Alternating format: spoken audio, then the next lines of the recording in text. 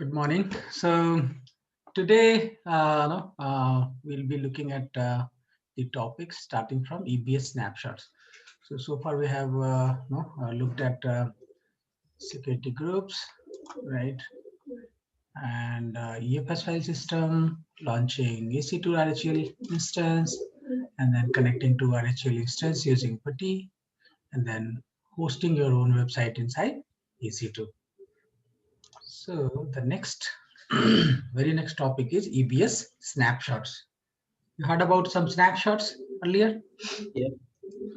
Right. So it's point in time copy of EBS volume. So you're familiar with EBS volume? So where is that EBS volume? Just log into console. Yeah. You see somewhere in EC2, right? You'll have some option, some volume, right? You see this volume? Mm. So this volume, some ID, some 10 GB, some volume type GP2, right? So this volume is attached to our Linux instance. Yes. Right? While creating our instance, we selected that. Right?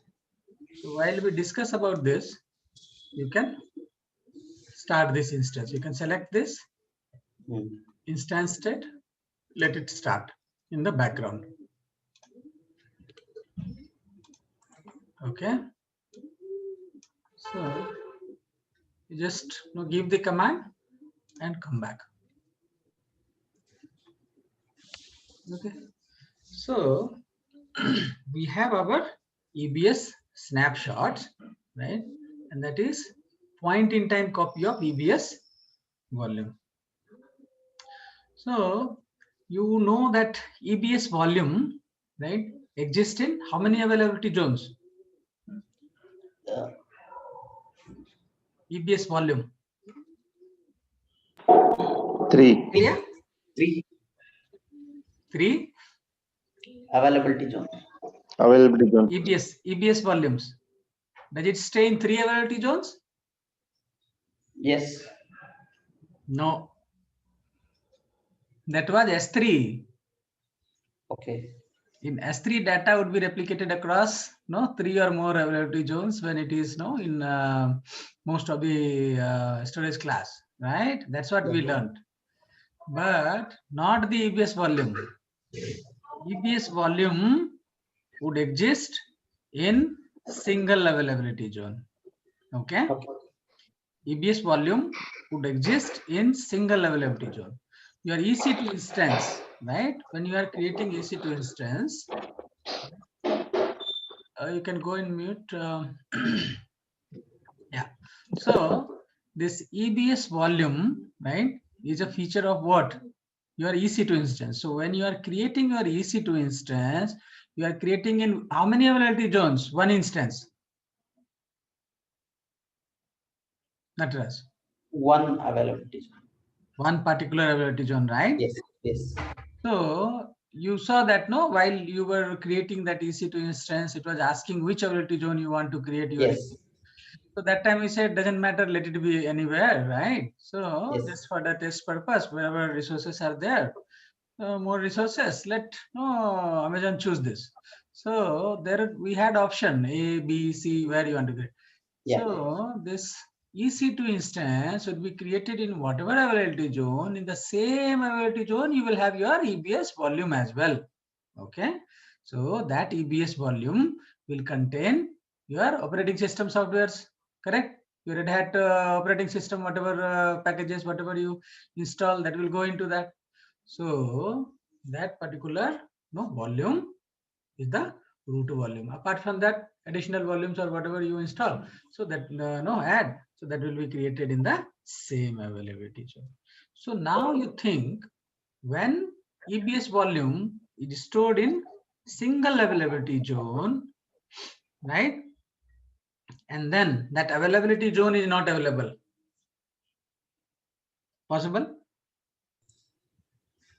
Yeah. Something wrong happens. Yeah. Yes, chances are there. Some disaster. So in that condition, right, If one particular storage device fails, then there is redundancy. In the same availability zone, it's not like there is only one disk and that disk fails and then it is gone. So it's not like that. In that particular availability zone, you have redundancy for the storage device. However, if the entire availability zone becomes offline, right, some problem happens, right? So to mitigate that particular situation, right, the snapshot is there. This option is there. So this is very useful, right? So we can create a snapshot, as it says, point in time copy of EBS volume. So whatever is the data in your EBS volume, you just create a copy of it, right? Now, where it is stored? S3. Good. Now you know the feature of S3, right? Yeah. 3 or more availability zones, right? Yes. That's it. So you create EBS volumes snapshot. It will be stored automatically in S3. Now what happens? You will have the backup. You will have the backup from which you can do the restoration, right? So you can take incremental backup. So it will be incremental. So whatever is the additional thing, that will be backed up. So when additional things are backed up, you will not have to pay, right? Too much for that. Every time you don't have to go with fresh entire backup. So whatever is the additional one, right? Whatever is the difference one, that will be backed up. So you will not have to pay too much for the storage. So that is another benefit, right? So contains information to restore data. So whatever backup you are taking, right, that can be restored again to the volume. So take any volume, and from that volume you create snapshot, and from that snapshot you can get your volume back, right? You see, from EBS volume, what we are doing? We are creating Snapshot. EBS snapshot, right? So the benefit is this is existing in S3, right? So your data would be safe, right? Now you created that volume. From volume you created snapshot. Again from the snapshot you can create another fresh volume. In case there is any problem, you can create a very fresh volume with the same data, whatever was there, whatever was the time at that time you took the backup, same data will be available. Now shall we do some hands-on? Yeah. Okay, perfect. So let's go back. You logged into console? Yes. Sir, this EBS means this what is it? The expansion full form EBS? Elastic block storage. EBS will be discussing. Block storage. Okay. Yeah. Block. That is B for block. So EFS would be elastic But this file is system. this is mainly for the backup purpose only, right? Elastic block storage or snapshot? I think the purpose of EBS is Purpose of EBS you are talking? yeah. Or snapshot you are talking? I mean both. You mentioned the EBS snapshots, right? So I'm just asking both. No. If you only says EBS, then that will be elastic block store. When you say snapshot, that is the backup. When you say volume, you see here. Volume. Is this volume used for backup?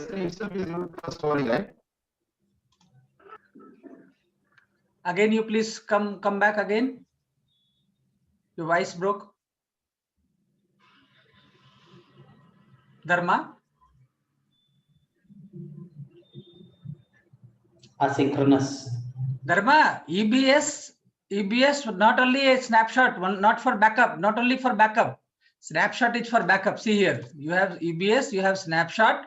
This is for backup, but you have volumes. This volume is for what? Sorry, Your operating system. Sorry. Yeah. Actually, in between, gas disconnected automatically. I don't know, but can you please repeat, sir? Yeah. Sure. So, Dharma, EBS, you see here, you have volume as well as snapshot.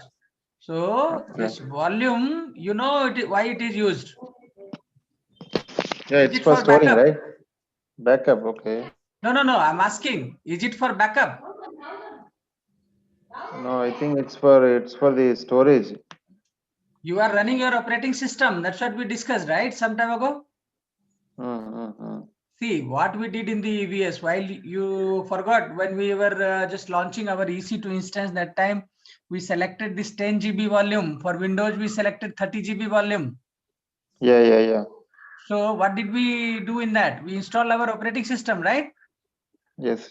Then we installed our web services also running in this 10 GB only, right? So this we used for what? Our booting our system, correct? This is root volume, correct? Okay. So we can use for many more purposes. It is just understand that this is kind of how you connect your hard disk in your laptop and what you do with that. Just think of all those things, whatever you can do. So S3 is different and this is different, right? But this correct. elastic block storage, that is not sitting on top of S3. No. No. Okay. S3 is different. This is different. EFS is different. Okay. So once we go through these concepts, whatever I am explaining, then I will consolidate everything and I'll show you. Okay. Yeah. Okay. Okay. Yeah. So for now, you understand that this snapshot is a backup. This is a volume. This is a disk. This is just a hard disk, right? Just think of this as how you have your hard disk connected to your laptop, right? So in production environment, you can just think of SAN, storage area network. So just relate this volume EBS with SAN or DAS, direct attached storage. So think of those things. So that is attached to your system directly. So that's why I told this EBS volume is just stays in only one availability zone, not in 3. So when you take a snapshot backup, right? So what will happen? Okay. Great backup. Come, let's take a snapshot here. Yeah. Okay. So we can take a snapshot for we go and we say take a snapshot or something, right? So just say create snapshot. Okay. Which from here you can create a snapshot, or from where you can create? From volume also. See, for this volume you want to create, no? Yes. Also you should have some option. You just go to this action, create snapshot. See? Okay. Yeah. Okay. So whatever volume is there, right? Maybe this volume or some additional volumes or something, right? Yeah. So you can create a snapshot out of your volume. You can create additional volumes. Here you see volume and then snapshot out of the volume, right? So whatever volume, for whatever volume you want to create a snapshot, just select it and then you can do it. If you go through this, you have to click that button and then you can do. So if you have so many volumes, you can simply go there. You can choose create snapshot. Just do this. Okay. Right?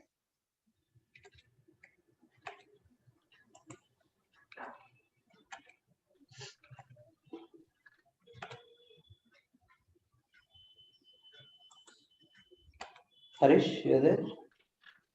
You're doing? Yeah. Give some description. Yeah. Okay. So we need to create volume and then snapshot, right? We are not creating volume No, under before snapshot. that we need to create volume, right? Then Snapshot. We are creating snapshot.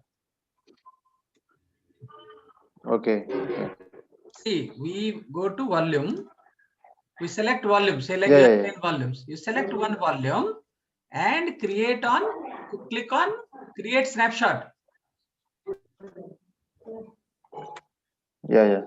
Okay, so here what happens if you want to do it for best results, you should stop using the volume.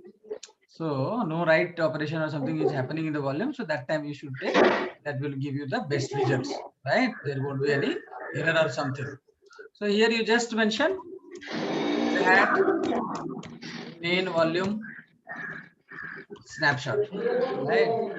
So you can simply say, you can add some tag, right? Some kind of key value pair. right? You can just give some name, and you can just say like, no, Red Hat hyphen Red Hat main Red Hat root volume snapshot, something like that. Okay. So just give something, and then you just click on create. Okay. So you click on create, right? You can this will be chargeable. So don't know this manage fast snapshot restore. So this will be chargeable. This will be faster while restoring. It will be faster. Just click on close, and you see your snapshot is created.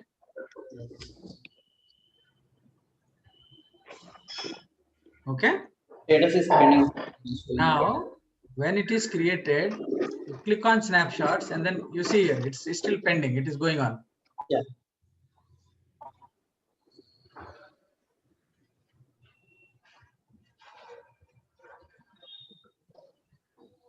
Working for you, Dharma? Please try that. Yeah, I created, sir. So it's Pending. refreshing, like Refresh. what is showing in your screen. Perfect. Perfect. For So me just completed. It is completed now. The same thing I am getting. okay. Good. For me completed. Okay. Good. Good, Nataraj. So you can just refresh, and then you can just see completed. Right. So just understand. You have For 30 me GB also now. completed. You have 30 GB, right? So this 10 GB, 10 GB, 10 GB of volume, and 10 GB of snapshot. 20 GB you have consumed. Just remember. Okay. So now you have, when you go to snapshots, Dharma, so this is your hard disk, right? And this is your backup. Please copy.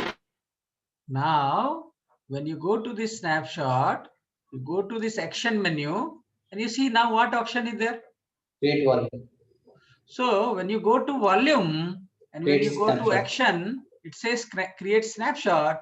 When you go to snapshots and when you go to actions, it says create volume. So what did we learn here? So we can create volume, then backup, or first you can create snapshot, then you can create volume. No. From where you will create snapshot? From the volume only, right? Yeah. So if you have a volume, from that volume you can create a snapshot, right? Yes. Now, when you have taken that backup, you can do a restoration, right? So this snapshot you have taken with all the data. Now, from all those data, everything that will be restored to another volume. In case if this data center is gone, this volume is gone, right? In that case, what you can do? You can, from this snapshot which is stored across multiple availability zones, this is safely kept. From that, you can restore your original volume. Understood? Yes. Yeah. So, how you can restore? You can simply go here. Yeah, create volume. Create volume. That's it. Simple, right? Yeah. Tell me. Yeah, it is simple. Yeah. So you can simply, you want to create, you can simply click on create. Yeah. Right. So what it will say? Snapshot ID, volume type, some SSD, GP2, right? GP3, IO1, IO2, SC1, ST1, magnetic. So many options are there. What are these options? What are these options? Which kind of storage are these? Yeah. EFS, EBS, or S3? S3. No. Sorry. EFS. No. EBS. The only thing left. Yes. See, what we are going to do here, we are under EBS, Elastic So Block Store. we are doing everything on EBS only. So whatever we are creating, it's all comes under EBS only. Correct. So from EBS volume, we have created snapshot. Now from the snapshot, we are creating volume. So whatever volume is getting created, that is under this EBS only, right? So that is EBS volume. For EBS only we say volume. Usually for file storage, what we say? For EFS, we say file system. That will be kind of already created file system. You are not creating any file system there. So here this volume type GP2, GP3, IO1, IO2. So these are the features. These are the 1, 2, 3, 4, 5, 6, 7. So see 7 options you are getting here. So here earlier this GP3 has come very recently, right? So this this IO1, IO2, right? So this has come recently. So now one was there, IO1 was there, 2 also came. So like that, so many features. So we'll discuss about all this. So now you understand this GP2, general purpose, this SSD, this is free. So 30 GB something is free. Here you see EBS volume type. You can just open it, keep it for your reference. I'll just ping you that link. Let that. You can open, right? Do you have that option? Yes. So just go to this eye and click that one. EBS volume types. Or I will just ping you that link as well in the chat. So we will come back to this in some time. Okay, so just whatever EBS volume. So here you have different options: previous generation, HDD, SSD, all those features, everything will come back. Now you just see here, size is 10 GB. Whatever was the size of our original thing, or you can make it 15 GB. You see the option? Yeah. So you cannot make it 9 GB. Understood? Yeah. You cannot make it 9 GB. Already your volume was 10 GB, right? Correct. So correct. you cannot make it 9 GB. So now minimum of 10 GB. Okay, so this is IOPS. So some IO per second. Now throughput, availability zone. Which availability zone you want to create that volume? Now, right? You have to take a decision here. Say like, now you know that this snapshot is stored in like across all the availability zones, right? So from there, when you are creating the volume, you can create that volume wherever you wish. Yes. Think that original volume was part of 1A zone, right? So just you have to go and check. So where it was. So if it was in 1A zone, now that 1A zone is gone totally, right? And now you want to recover your instance, you want to recover your data, right, from the backup. Now how will where will you do it? Maybe now in 1B. Earlier, 1A is gone now. So now you are using this snapshot to restore the volume in 1B zone, different zone. Got it? So your data is always available to you. Correct? This is good, right? Yeah. Wherever you want to create your machine, right? Wherever you want to create your next EC2 instance, say like 1A is gone. Now you are launching your EC2 instance in 1C. So you want this volume to be available in 1C zone because this particular volume that you are restoring or creating, that will be available in only one zone. Remember, the volume once created will be available in only one zone. So you have to choose the right availability zone here. If you launch, right, this volume in B, and then you are launching your EC2 instance in C, and you are not finding this volume to attach, right? Then what you have to do? Again, you have to launch in C. Delete that B one. Got it? Okay. Yeah. Wherever your EC2 instance would be, your volume should be there only. Just think like wherever is your laptop, your hard disk is attached to it, right? Yes. So wherever you go with your laptop, you just go with that hard disk also, right? Yes. Exactly, you think like that. So now that is EBS, right? So you can simply go there. You can just whatever you want here. You can give some tag, right? So you can just say like name. You can say new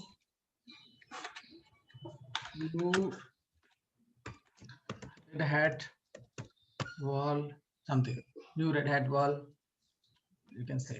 So you can just click on create volume. So create volume request succeeded. Yes. So just close it and then just go and see Volumes. the volume. You see this volume here available. Yeah, correct. Red Hat wall is available. So just see here, I created in the same availability zone, right? My original volume was in 1B only, correct? And the new volume also is in 1B only, correct? For me, it's different. First time I have created 1A, now I Okay. create 1B. And now it is 1B, right? Okay, good. For you, Dharma?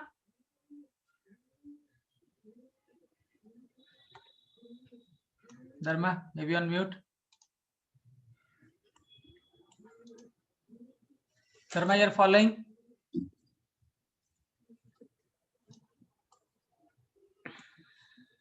Yeah, sir.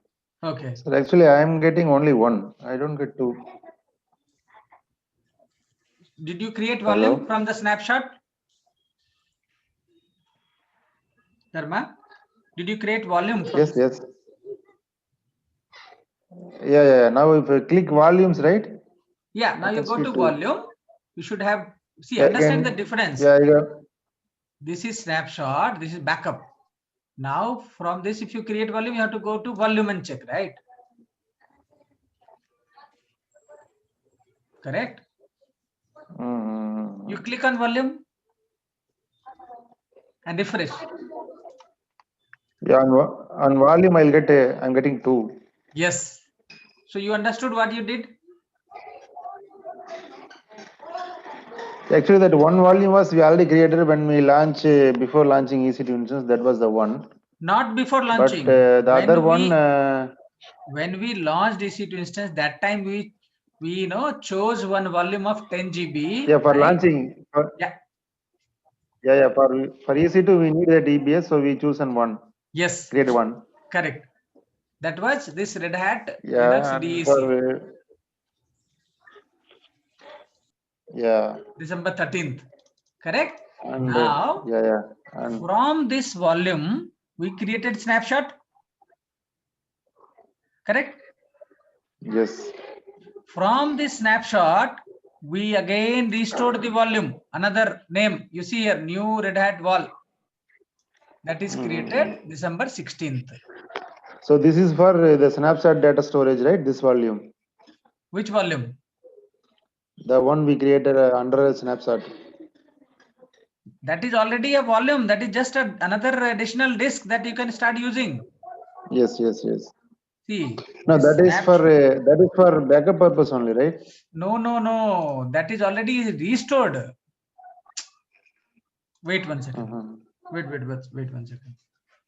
See, let me go back here. I will show you again.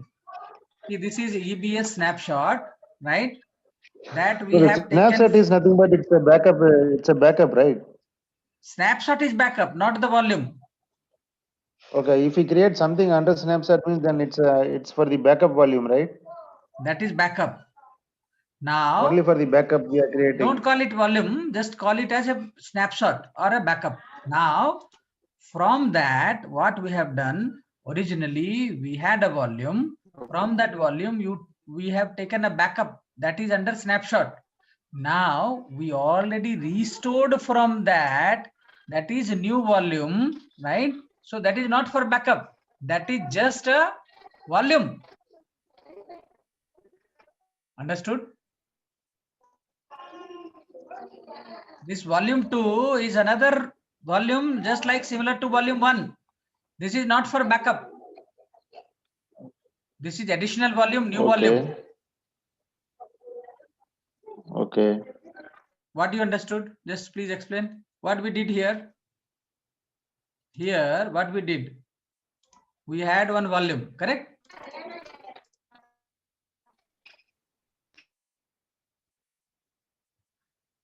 Is audio clear to you? Like no, voice is clear? It is.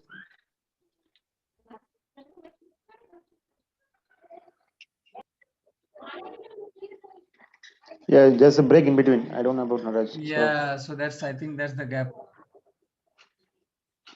Okay, so just understand that from, I'll just explain. So you have your EC2 instance. Okay. Now Yeah. this EC2 instance is in availability zone A. Okay.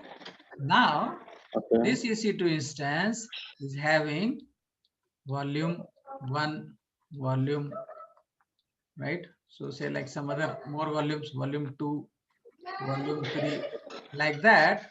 All these volumes are connected here to this particular EC2 instance. Okay. Now Okay. you have snapshot, and we discussed snapshots are stored in S3. Okay, by default, without even your knowledge, it is totally managed, so they will be just storing somewhere. Now you are taking a snapshot for this volume. Now this was in availability zone A. Now the snapshot will be in A, B, C, everywhere. Now this volume 2 you have created, from volume 2 you have created snapshot, just naming, this number is naming, only for naming. So you have from volume 2 you have created snapshot 2, from volume 3 you have created snapshot 3. So that is just a name. So this is a snapshot, this is a backup copy. For this you are not creating anything, say like. Now you have these, all these volumes are attached to this EC2 instance, which EC2 instance is running in availability zone A. Now you have taken a backup. Now this availability zone is gone, completely gone. Now it is no longer available. All your volume, everything gone. Now you want to launch your EC2 instance in availability zone B. Listening? Yeah. So here you are launching another EC2 instance, right? A new EC2 instance, right? And now you have which volumes you can get, which all data you can get. Can you get this volume 1? No. You cannot get this volume 1 here, because that availability zone is totally gone. It's not there.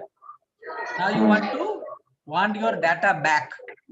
So from this snapshot 2 that was stored under S3, what you can get? You can get some volume, right?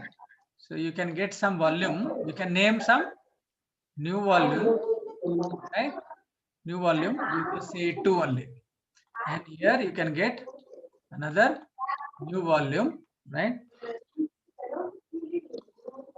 3. So these two hard disks, right? Whatever you had, these two you have got with all your data, but volume 1 is completely gone. That's it. Understood? So what is for backup purpose? Snapshot is for backup purpose. Correct? Yeah.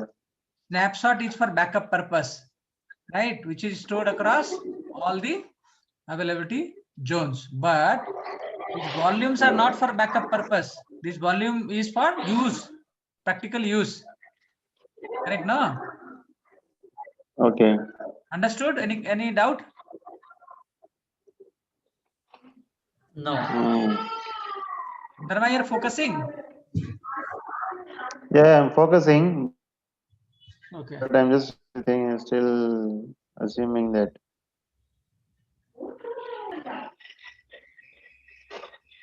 No, did you understand or not? I understand, but still I have some doubt. This volume 2 and volume 3 we are creating again. Hi, you tell me, what is the doubt?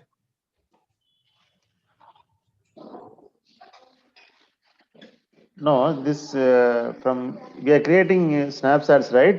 So that's okay. That's for the backup purpose. But we are creating this volume, new volume 2 and new volume 3. So that's for the data backup from original, right? That volume 2, volume 3 to the new volume 2, volume 3. Why Right? this will be backup? Why we take backup? No, if this is not available, right? Then that availability zone A is gone, right? Then where we get the data? It's all will lost. So this new volume 1 and new volume 2 and new volume 3 is backup, or this is data? I mean that backup data. That is restored data, right?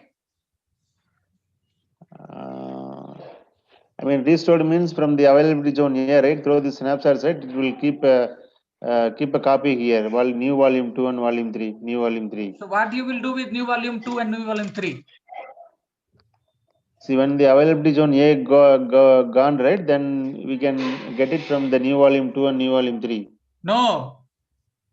When availability zone A is gone, then we can create this new volume 2 and new volume 3 from snapshot. This is backup. Okay. That is not backup. This is backup. This snapshot is backup. This snapshot 3 is backup, right? These two things are backup, but this is not backup. This is restored. New volume 2 and new volume 3 is for restoring the backup, is it? When availability zone A is not there. No, this is not for restoring the backup. This is restored backup, already restored. See, these volumes are not for restoring. This is for your use. This is your actual hard disk. This is not the backup. This is not the backup. This new volume 2 and new volume 3 is not the backup. This is the volume. Actual volume. So I think the real data will be stored there, right? Day-to-day data. Yes. See, there are two processes. One is backup. But we are still linking, attaching the snapshot 2 and 3 to the new volume 2 and 3. Not attaching, not linking. From here we are restoring. From here we are restoring. Okay. From here from backup we do restoration. So from backup we do the restoration. So understand like this. So here there should not be any doubt. Otherwise next concept will be difficult. So good that you are asking. So just understand that you have a file. Okay. Just think of a file. You have put it in. So before that, the snapshot means it's a backup. It holds the backup, right? Snapshot means backup. Yes, that is one-time backup. The backup of that data. Now you have backed up that as file.backup, some name, right? Now you are taking a backup of your file. You are taking it, right? See, you have a file in your C drive. Okay. Now you are taking a backup in say like D drive. Okay. Now this file is deleted. Okay. Now you are copying it back as the file again in the C drive. So which one is backup? This one is backup, right?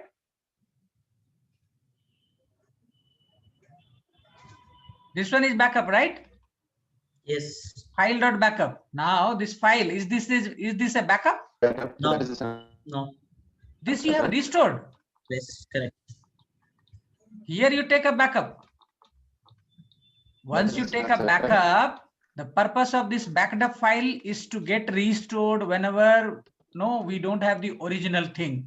So we take a backup and we do restoration. So these two things are there. One is to backup, another is to restore. First we take a backup, then when we need, then only we restore, otherwise there is no need. Correct. So we take a backup and then we restore. Similarly, you have one volume. Think of this volume as a hard disk. Okay. From this hard disk, you are taking a snapshot. That snapshot is a backup, right? If you need, right, to get the volume back, then you can get it back. If you don't need, then why will you use that snapshot? So this snapshot is for taking a backup, right? This is the volume. This is for your real utilization with your operating system or your application or whatever data you are having. So that is the real actual data here. This data only you backed up as a snapshot. Now this volume is destroyed, burns, gone completely. There is no volume. Your data is gone. Now you think, oh, I had taken a backup, right? Now I want this volume. Without this hard disk, how my operating system will boot? Or without this hard disk, whatever important critical data were there, how do I get that data? How my application will work? In that case, you want your volume back, correct? So you get your volume back from that. So this is a new volume, but just a replica of the same original volume only, right? Whatever you had, this backup was exactly the same data. Everything was kept here in the snapshot, but in multiple places, right? Now you get it back. You got your new volume back. Now you have still any doubt? Yeah, okay. So that's why we are creating this volume under. That's why we are creating volume under snapshot. Yeah, that's why we are taking a snapshot of the volume, right? So that in case of emergency, we can get it back. Now, once we got it back, is that a backup? No, right? That is a volume. Understood? So we had the volume that was. I think we lost his audio or something. He said hi. Hey, Dharma. Dharma, you can hear us?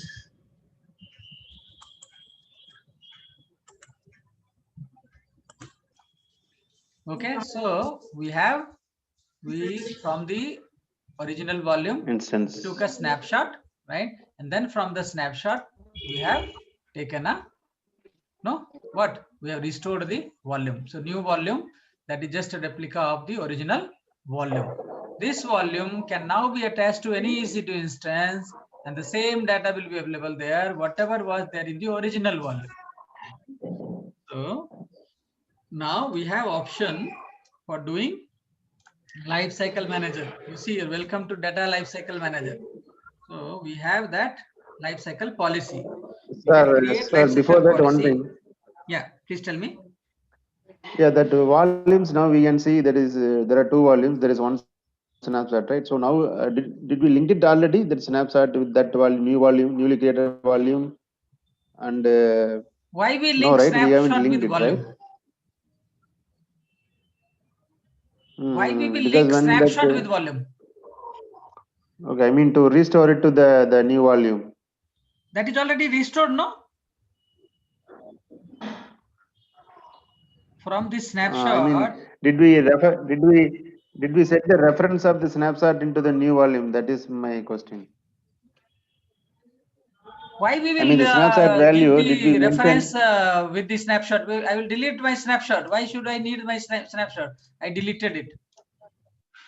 Why should I reference to the snapshot? This zone is not there, right? When we...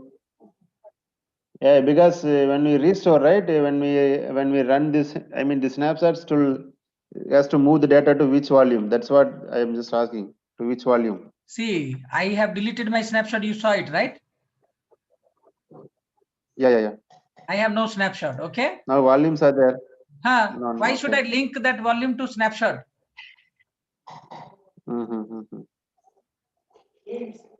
Okay. So just understand that you have a file, right? Again, I'll repeat. So, no, sir. Actually, see, sir, if there is a volume is there, okay, but you have the backup already there. So if you want to move the backup file to the newly created volume, that we should mention, right? This backup should go to which backup, which new volume. No. Just see, understand. You have this file dharma.txt. Here you have A, B, C, D, E, F, like that some data written in this file. Okay. Yeah.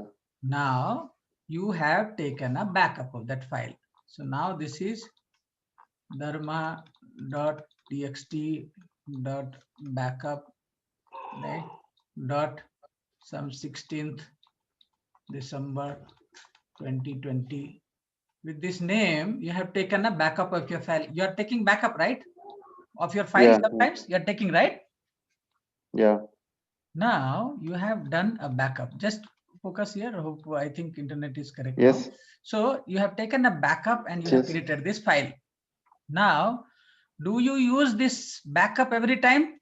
No, right? No. Now there is a situation. You have put it in, say, like Google Drive. You have taken a copy in Google Drive. Now your, unfortunately, say like, no, your system crashes. Okay. Okay. Now this, whatever file was there, that is deleted. Okay. What will you do? Tell me. You tell me. What will you do? No, I just copy the file from Google Drive and move it to wherever. You have got a new laptop. There I'll move it. You got a new laptop. What will you do? Okay. Yeah, I'll just copy the file there and move it here. Okay. So from this Google Drive, right, you will just get your file back. Correct? Now your original file name was, say, like dharma.txt. You want to name it as same dharma.txt. You will name it like that, right? Or you name it like whatever show way. Now you tell me, now if I delete this thing or do a whatever with that, right? Do I need to link this with anything? Do I need to link this with anything? Only in the new laptop you have to keep it, right? Yeah, new laptop I have to keep it, yes. That's it, right? So this is the restoration process. You have just restored it. Now, why you want to link this with your snapshot? This is your volume, new volume. That was original volume. But actually the thing is in a real case, right? If that your voice is not coming, Dharma. But voice is not audible, Dharma. Maybe we can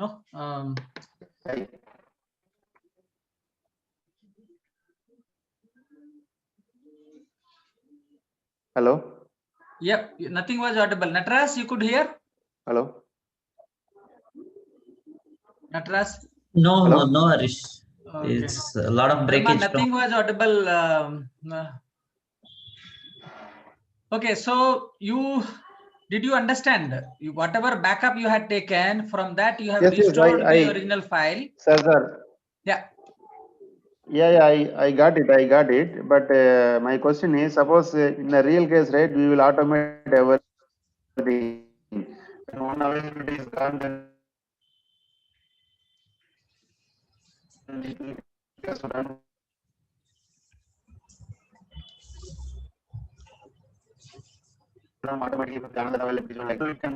Dharma, it's really breaking your volume. I mean, your audio. So that is my question. Your question didn't come reaches Dharma. So I'm just asking, did you? So you understood, right? Okay, you said you got it. So you are taking a backup and you are restoring, right? Whenever you lost the original thing, you are restoring, right? So now whatever you have restored, right? So that is the file. The only thing that should be there in the new volume, right? So like that only, how you have that EC2 instance, original EC2 instance, that instance only gone. So now you need another fresh EC2 instance, right? With which you can attach this particular volume and you can do it, right? So all those things are there in the next step, where I'll tell you how to attach, right, one volume to the EC2 instance, right? So there's the next topic. So the main thing is whether you are able to understand, right, the process of taking a backup and restoring from the backup, right? Okay. Now whatever you have restored, that is a new file that has nothing to do with snapshot. The only thing is it has come from that snapshot. That's it. Okay. It has come from the snapshot. Now you delete the snapshot, doesn't matter, right? So so now if you make some changes, I mainly ask for if he automated, right? Automated, that is the next topic. That's why. Yeah, that's the next topic, right? So okay, let's move to the next topic, right? So that is like I was telling about the life cycle manager. That's what I was explaining. Okay. Yeah. So, okay, sir. Yeah, understood. Yeah. Okay, perfect. Yeah. Okay, good. So this is life cycle manager. So this life cycle manager, right? We are able to create some life cycle policy. So we can create some policy here. We can just say EBS snapshot policy, EBS backed AMI policy. So this is about EBS snapshot policy. Select resource type, volume or instance. So if you choose instance, all the volumes associated with the instance will come. If you choose a particular volume, right? So you can do it for volume, right? So now you just have to understand what is this actually. So data lifecycle manager enables you to automate the creation, retention, copy, and deletion of EBS snapshots and EBS backed AMIs. It also enables you to automate cross account snapshot copy action for snapshot that are shared with you based on Amazon CloudWatch events. So all those features are there. So just now you understand we are creating some policy. Now you can give some description. Okay, you can choose the volume, you can give some description. You see a brief description explains purpose of the policy. Here you have target with these tags. So we'll give some description, right? So something you just say snapshot policy for Red Hat volume. Okay, so just say like that. Here you just see, you can just give some target with these tags. The policy will be applied to EBS volumes with any of the following tags. So you can just give some tag here, right? Whatever, maybe some name, and you can choose some new Red Hat volume maybe, or Red Hat Linux, this one. So whatever is, you can put additional ones, right? So if you don't want, you can just skip it. So like that. So just understand the benefit of tagging things, right? So here, when you are going to create the lifecycle policy, see, tag is how much important. Yeah. Correct, no? So, Dharma, we are audible, right? Yeah. So, Dharma, audible, right? We are audible? Yes, audible, sir. I was in mute. Yeah. Okay, perfect. So these volumes are referenced by what? Tags. Yes. So tag is here important. You see this star means this is, you have to choose that. So when you are choosing this, for which volume you are doing it, so you just close it. Now you again see, right? So some other volume, new volume, we have two volumes. So one new volume also we have created. So Red Hat new volume, you can choose that one, right? So we are referencing the volume by tag here. If we are choosing the instance here, say like we choose instance here, right? So still what we are getting some options. You choose all the sorry. You can choose all the volumes here associated with the instance, right? So it depends on our choice. So we are choosing the volume, and then you can give some tag to the policy. We can select some role. You can give some default role. So if it doesn't exist, automatically it will be created. So you know what is role, right? For taking some action on behalf of you through the application, right? So far you are getting it, right? Now you just come down, look at the policy schedule. So schedule define how often policy is triggered. You can just give some name, schedule 1, schedule 2, something. You want it to happen daily or weekly. Say like, no, you want it weekly, Dharma. Say like you want it on Sunday, right? And you want it on early morning, 1 o'clock. This to happen. Understood? So how many, how many based on count you want to take, or based on age you want to keep it, right? You just see the interval. So all it will be deleted after how many? The time period for which to keep the snapshots, right? They are automatically deleted after this time period. If you say like after 15 days, right, or something. So interval unit days, right? Weeks. After 15 weeks it will be. So you can choose based on the age, and after 15 days, right, the original one after the creation will be deleted. That snapshot will be deleted. Now you want it every Sunday or something. Now you want it to be taken daily. You want a daily backup. You can schedule it for daily, right? Yeah. Every 12 hours you want, right? You have the option. Every 24 hours you want, it will happen every 24 hours. If you want that starting at some time, you want it to be 5 copies should be kept. Retain 5 copies, retain only 3 copies, delete the first one. Once you have 4 copies, first one should be deleted. So there should be only 3 copies retention, right? So like that you can choose. You have all those options. getting it? So how we are automating, Dharma? Now, Okay. you can copy the tag from the source, whatever was the volume source, that same thing will be copied here if you choose that, right? Or you can choose the additional tags. First snapshot restore optional, enable fast snapshot restore. So you see this fast snapshot, enable fast snapshot restore to ensure that volume created from snapshot created by this policy instantly deliver, right, all of their provision performance. So this will be faster, but this will be chargeable. If you just choose this, additional charges apply, right? So will be billed per minute with 1 hour minimum of every snapshot. So as soon as you choose this, it will be billable. Now you see cross region copy optional, enables cross region copy to copy snapshots created by this policy to up to 3 additional regions. So just look at this feature, right? So far what we have seen, when we are taking a snapshot, it will be kept in S3. S3 spans across multiple availability zones, minimum of 3 availability zones, right? So we'll have like that. Now you want it to be copied to another region. Enable cross region copy. Now that snapshot can be kept in another region also. So you can choose some other region. You want to put it in some London somewhere. So you can choose all those features, right? For more redundancy, you can have your backup. You can add more additional regions. You want to put it in Seoul also. So like that you can use. You can add additional region.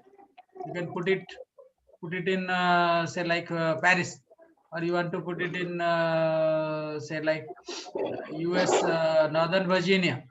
So you can copy the same data, how critical it is, right?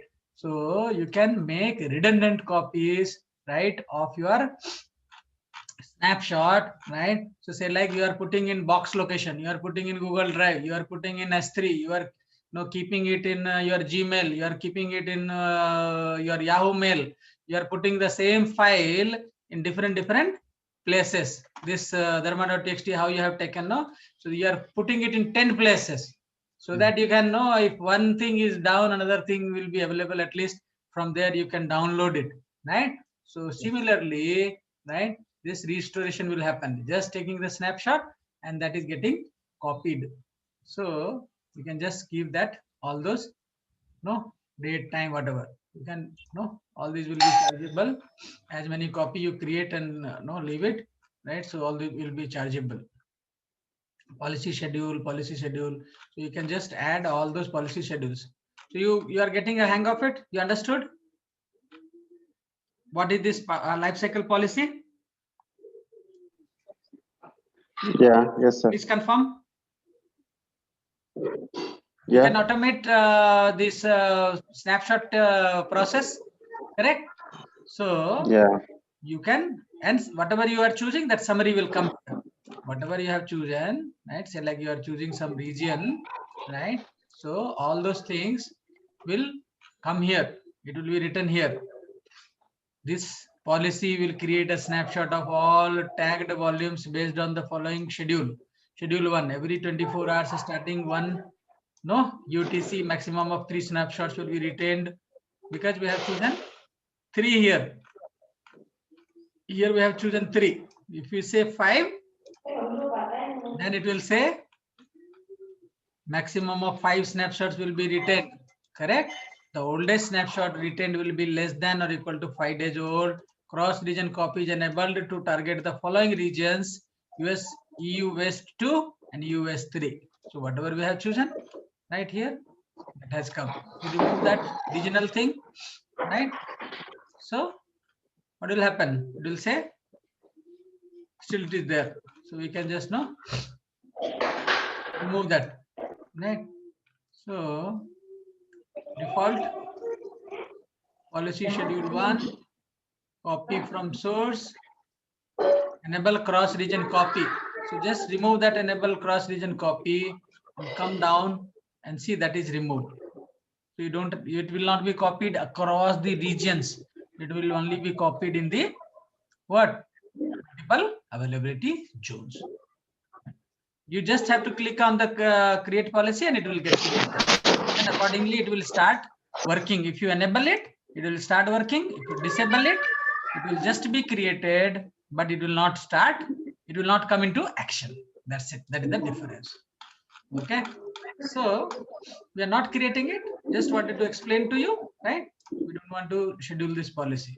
Snapshot I have already deleted. You can also delete.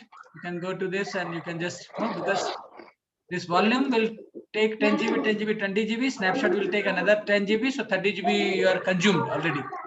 Yeah. So please go ahead to the volume, right? You can detach this volume. We'll create another volume one more time. So just go to this new Red Hat volume. Don't delete the original one, which is associated with the system. See the difference. The new one is blue. The used thing is in green. Okay. Dharma, so have it like this volume.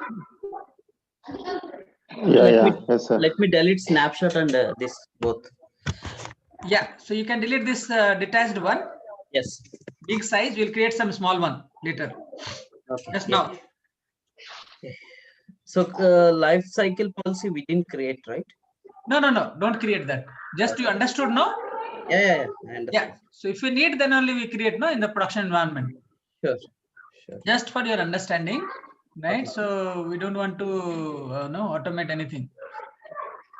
Simple that is. Just like you can do it based on age or based on count, right? Based on timings, whatever you choose. You want across multiple regions. You want only in the availability zones. All those options are there. So what you can do here, you can delete detached volume. So this detached volume will be in blue. So how do you delete? Dharma, go to action and delete volume. So it will say, are you sure you want to delete this volume? New Red Hat volume? You say yes, delete. Done. So I have deleted. Then you just refresh, that is gone. Yes. Okay. So now we are in a situation where we don't have a snapshot. We are in a situation where we have only one 10 GB volume. Please confirm, Dharma. Yes, right. I did. Okay, perfect. So now what we will do, right? Let's go to this, this volume. Just be here, right? Mm-hmm. Now you click on create volume. Okay. Now we are creating volume. Yeah. That is just storage. Okay. So we are creating a volume, and you see here general purpose GP2. Make it 1 GB. Okay. Some small volume we will create one more time. So where is our instances running? Where is our instances running? Just go and see one more time before we create volume. Just go to this EC2 dashboard where instances, right? And you just see this where it is running. AP South 1B for me. For you? 1A. 1A. For you, Dharma? Please confirm. Yeah, 1 minute, sir. Yeah.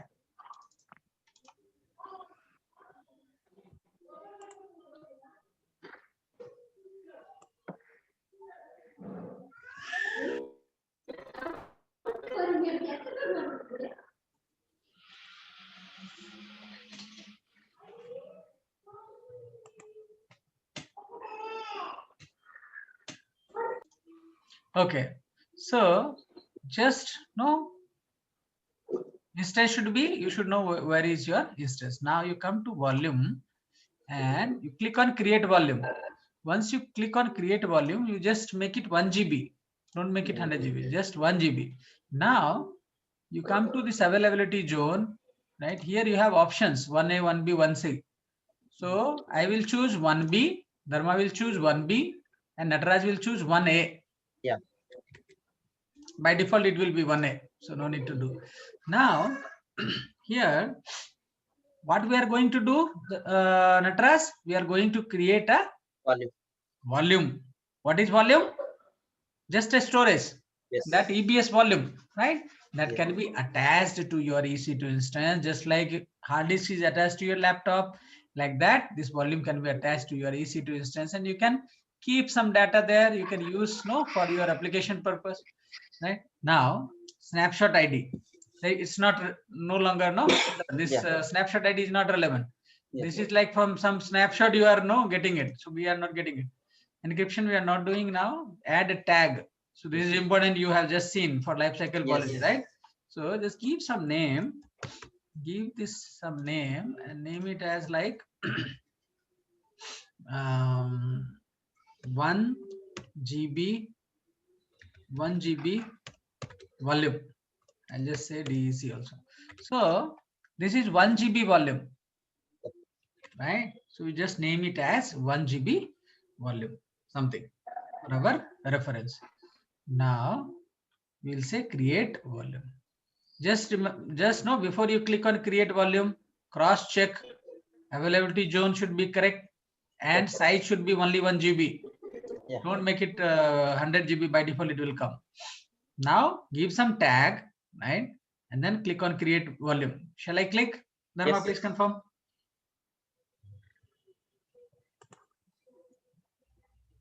Dharma.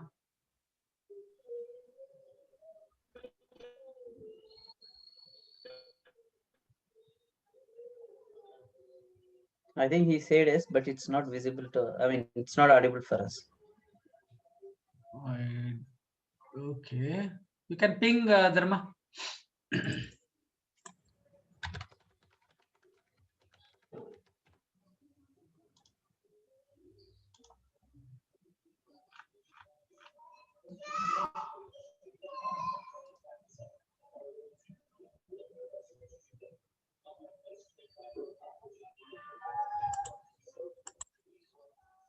Dharma.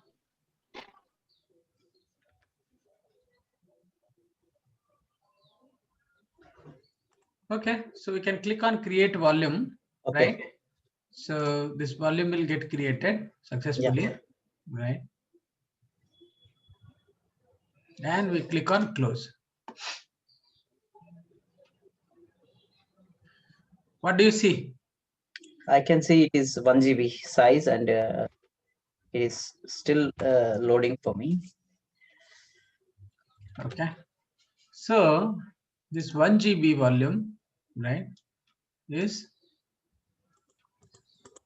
available here, right? Now this 1 GB volume is available here. It is saying you see it is created now, right? So what we can do here, you see it is in blue, right? Yes. Now what we will do, we will use this additional hard disk. Say like you have only one hard disk as of now, right, in your system. Yeah. Now this is 10 GB only. We'll add this 1 GB also in that system. Okay. Okay. So what we need to do? You tell me. What we need to do? Go to instances. So here we can do something. First, here also we can. Yeah, we can do here also. What? We have option to attach volume. Yes. 1 second, I'm checking. We don't have option to attach. No, you have not selected. You just select this 1 GB. Go to volume. In the volume, you select your 1 GB volume. Yeah, attach volume is there. Yes. Correct. So you click on attach volume. Right? Yeah. So in that attach volume, you just go there. Yeah. You can choose the instance. Yes. So if you have only one instance, only one will come. Yes. Right? If you have 20 instances, all will come in the drop down. Yes. You can select the right. I think we can wait for 1 more minute because Dharma's exit. Okay, I think he is trying to rejoin.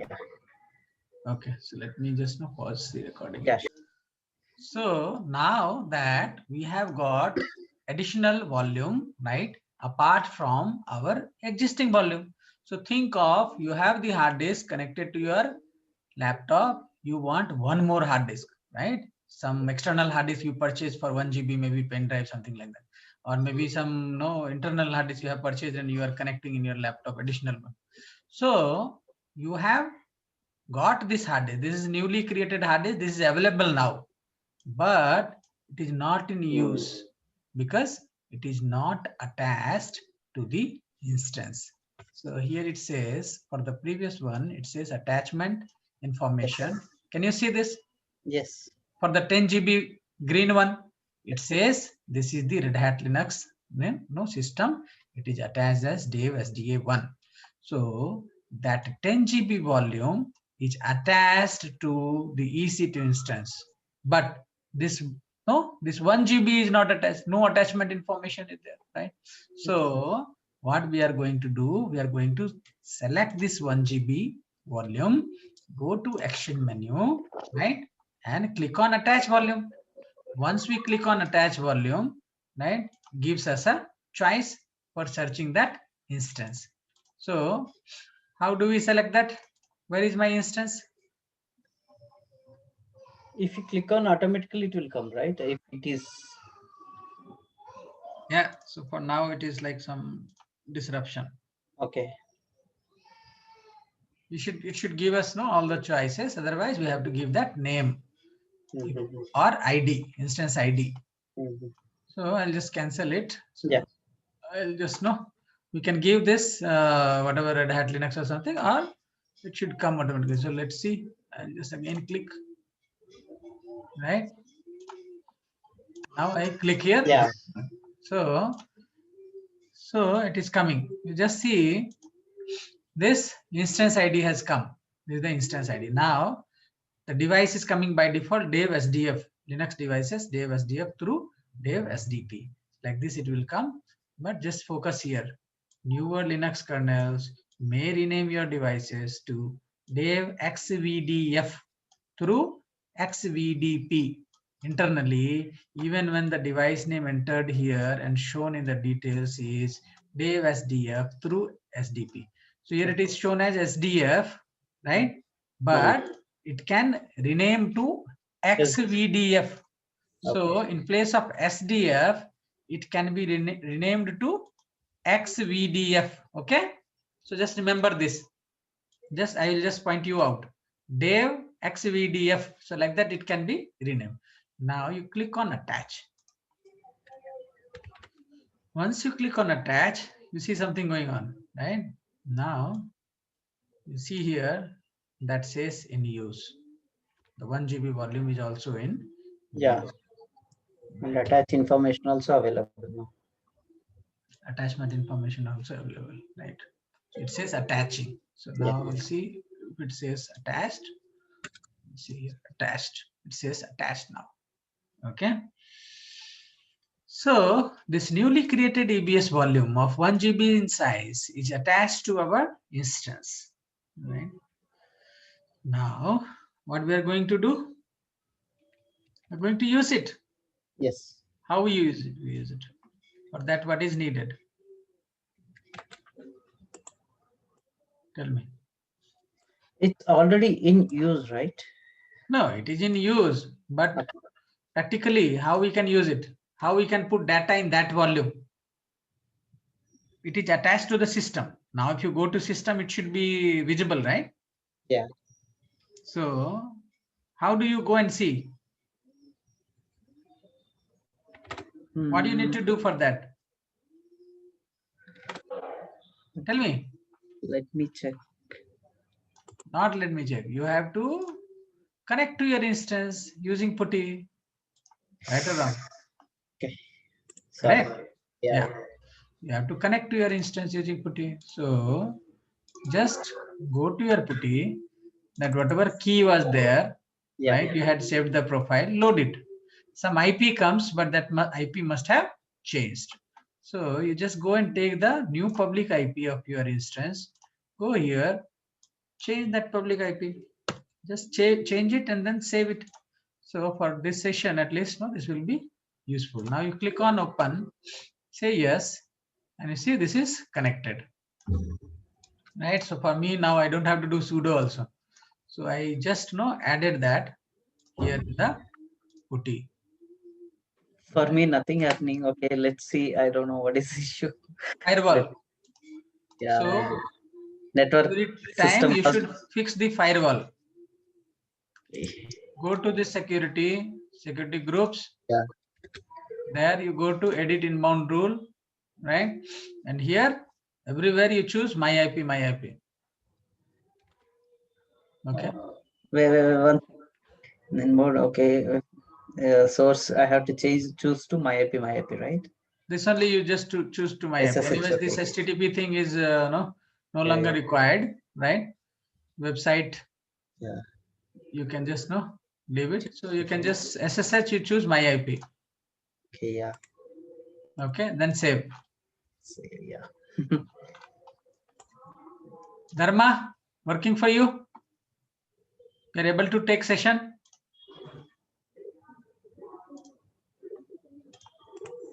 Dharma, please confirm. Speaking in mute. Yes, sir. I am trying to log in with. I am trying to log in into putty. Yeah, give a minute. Sure. Yeah, I can log in now. Okay, good. So once you're logged in, right? So just say like fdisk-l. What do you see here? XVDF 1 GB. You see 1 GB thing came here, right? For me, permission denied. Because you are not Yeah, root. me too. Because you are not root. Okay. Do sudo su dash. Sudo su. I can see 1M and 10G. Correct. 1M. Yeah, same thing. What you're showing, 1M and 10G. You are seeing 1M or 1 You can GB. see the above. That was I'm telling. No. I'm telling the above line. You can go above. The device start end. Okay, you can see this one. This only this much you are seeing. This has size 1 GB. Yes. Dharma, you are not seeing this another disk. I can see now. Yes. Even I can see. Okay, so you will see this also, Dharma, and this also. Yes. I see both. Yeah. Perfect. So understand that we have initially we had only one disk of 10 GB. Now we created one new volume, right? Another hard disk that the device name is XVDF. That's what I was showing some time ago, right? Yeah. Then that is 1 GB in size.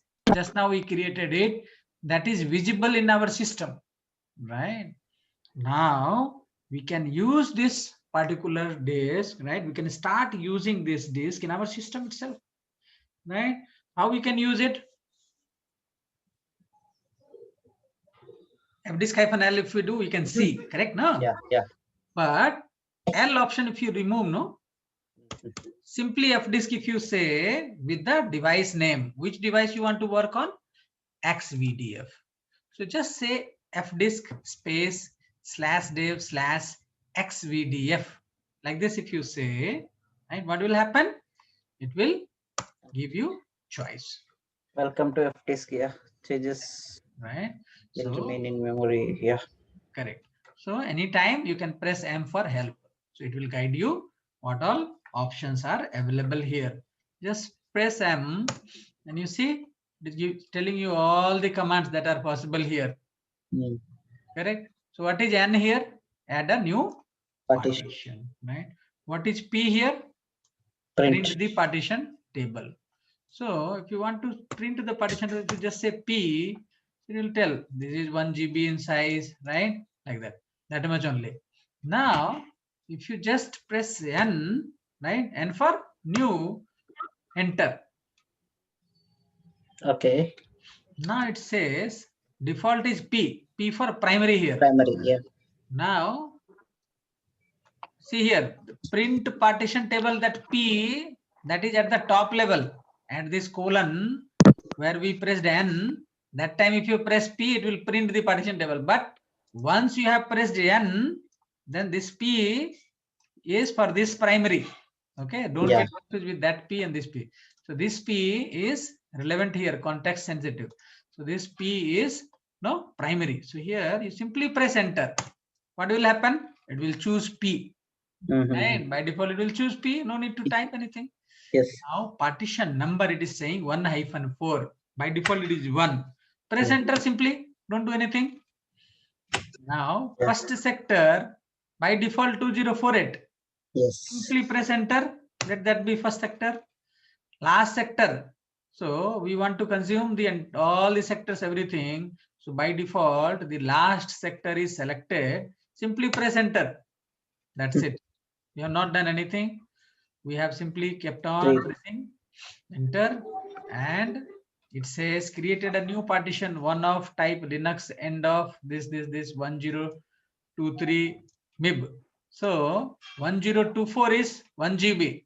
So almost ours is 1 GB disk. Only 1 MB is gone somewhere. This now partition you just press P. Yeah. Okay. Press P and you see Dev XVDF1 is created. Yeah. So our device is Dev XVDF and our partition is XVDF1. We have created only one partition. Yes. Now we have to come out by saving it. So it says press M for help. Just press M for help and see what is the option for saving and coming out. Q. No, that is Q without will not saving save. charges. Yeah. We have to write table to disk and then exit, right? Yes. W. So don't do Q. Q is only if you have done some mistake. So use W, save and come out. So it says, no, the partition table has been altered. Syncing the disks, right? So now if you say fdisk -L, now what do you see? It was 10 GB, this one. Now all these details were there for that. Now it was 1 GB. Now you see here, this partition also came at the end. Yeah. Initially that was not there. So now you have XVDF1 as the partition. This is available. Once you have created the partition, what do you do in that partition? Attach. No. See, what is the process? Whenever you are creating a partition, you can use like this, or you can just say this one, and then name of the device. What was that? Dev XV something. Tab you do 2 times. It will show you. XVD F. For F it is tab you press tab, but key you press a couple of times. It will show you the options. It will just try to finish that. You say 1, so that is the one we are looking for. So whatever is the actual disk, that you can choose from here. Press enter, it will only show the information related to that particular partition. Or if you say XVDF, then it will show you for the device and the partition. Understood? Now, whenever you are creating, say like you are buying a new hard disk, then you are creating partition in that, and then what you are creating next, if you want to save some data in that, you are creating a file system. You are formatting your drive or not in Windows. When you are creating a new partition, C drive, D drive, E drive, like that, when you are buying a new hard disk, so you are making a file system. Yes. Some you might have heard about some FAT file system, some kind of NTFS file system. Yes. Right? So like that, we need to create some file system here, right? Then only we can store some data. Okay?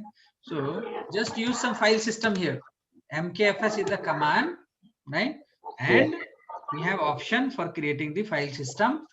So if you just say tab 2 times, it will give you all the options. So you just do mkfs dot, and then you see you have cramfs, we have ext2, ext3, ext4, minix, xfs, like that. You have options, right? So anything you can choose, whatever your choice. Say like ext4 you want, you can just say like ext4. This command you can use, right? For me, something bash file, something profile, bash profile, it is showing like that. No, you might have pressed dot in the very beginning, not after mkfs. If you just press dot here, type dot, and you do tab, then it will come like this. All these things will come. Don't do like that. Just clear your screen. Okay. Now you type mkfs. Okay. Then put a dot without space. Without space, you put a dot. Yeah. Then press tab key 2 times. Yeah. Okay. Okay.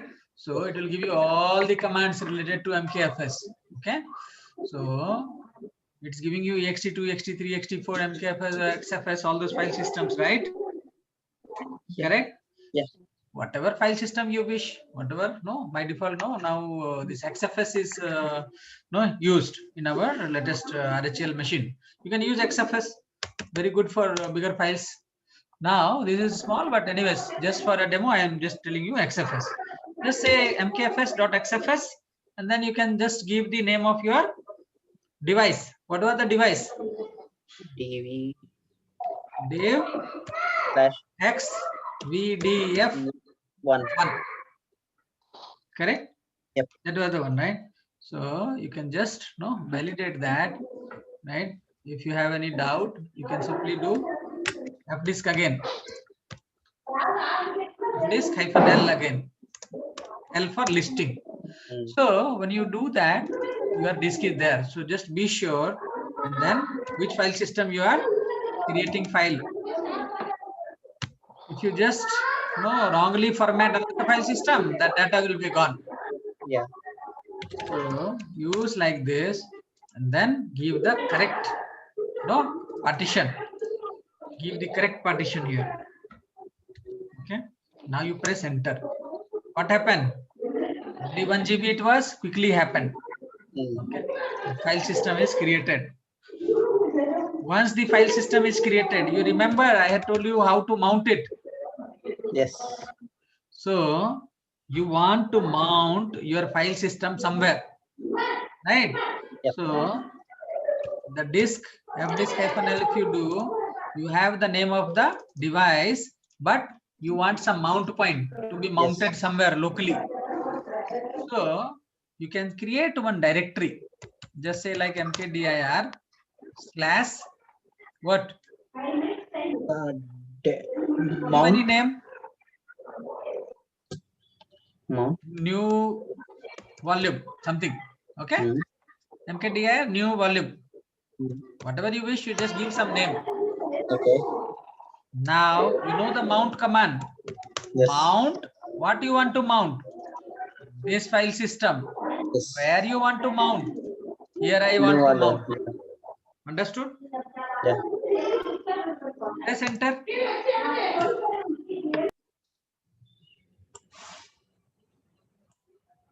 Okay. Yeah. Now you just do ls and give this name. Nothing is there, right? You can put something there, correct? Yeah. Just say test cd to that new volume. Go there. ls-la something. So nothing is there. Now here you just say, right? Echo. Do echo. Okay. Here you say test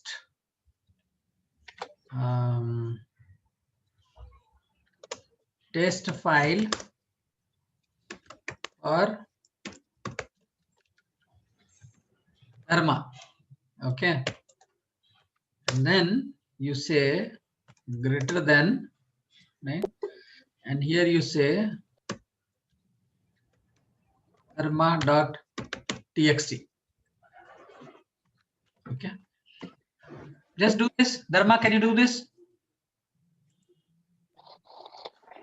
No, sir. In between, I lost. So I'm just looking at you. So I think you did many partition and all this stuff. So I lost it. Oh my goodness. So it was audible to you?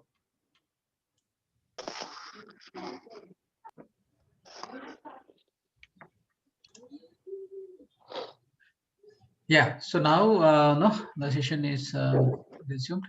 Now, what we were doing, just do fdisk-l. Just clear the screen. Clear. Clear the screen. Clear. Yeah. Now you do fdisk, only one word, fdisk space -l. Yeah.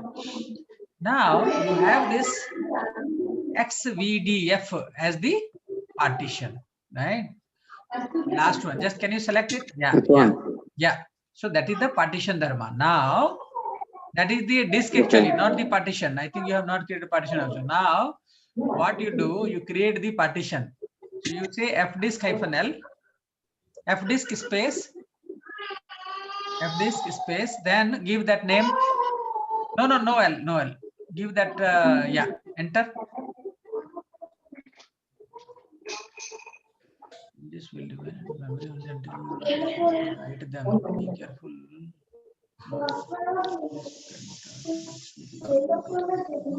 Oh, don't put that slash at the end. Yeah.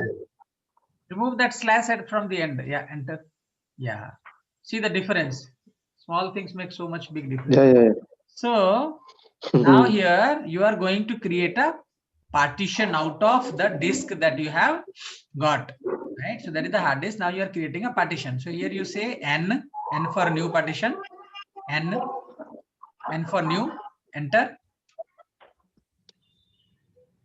Now here you say P, just press enter.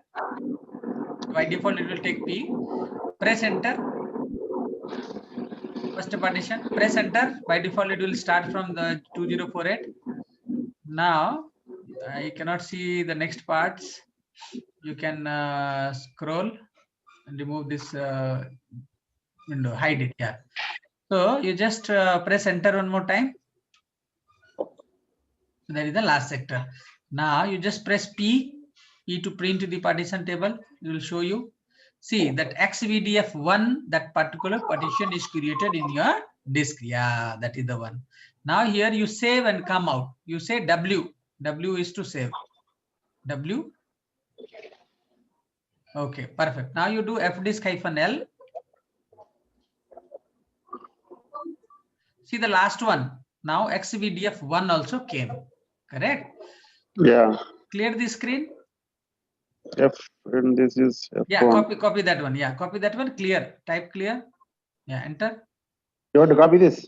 Copy that. Yeah. Now say clear. Yeah. Now here you say fdisk -l. Paste that. No, that is no. You can use yeah. So only that information will come only for that one, right? Now, so you have to create a file system in that. So how do you create a file system? The command is mkfs. You say mkfs. Put a dot. Yeah. Press the tab key of your keyboard 2 times. Yes. So all those commands related to that mkfs means make file system. So all those commands related to that file system creation will be visible to you. So there are various types of file systems: NTFS file system, FAT file system, FAT16, FAT32, VFAT, right? So like that, lot of file system. For you might have seen for Windows. So for Linux, you see like multiple another 10-20 file systems are there. So related to this mkfs is mkfs.cramfs, ext2, ext3, ext4, minix, exfs, like that. So many file system. Whatever file system you want to create, right? So we choose here that command. So just say xfs. Yeah. Xfs x. Yeah. Now that particular command will create xfs file system, right? So there's a default file system. Okay. It. Now here you say mkfs.xfs, and then you have to give that partition name. So what is the partition name? Just select and paste it. Yeah, correct. That's the one. Now press enter. See, that has created the file system already. Now, what you can do, you can start using it. So before you use it, you have to mount it, right? You remember last time we were mounting that EFS file system, that was NFS, right? That we were mounting. Yeah. Now this also we need to mount, then only we can use. So before you mount, you should have a mount point where you want to mount it. Create another directory, mkdir. Just say mkdir slash dharma hyphen 1 GB 1 GB. Just type that number 1 GB. Not visible. 1 GB hyphen volume. Wall. Just say VOL wall. Yeah. Now enter. See, that directory will be created. Right now it will be visible there in the slash. Not like this. You have to give the slash also. But we are not going there. We are not going there. See, CD slash you can do. CD space slash. Yeah. Now you do LSFNL. See, Dharma there. Yeah. You have Dharma? Correct. So that directory is there already. Now you want to mount your file system where? In this particular directory. So you say fdisk-l. fdisk-l.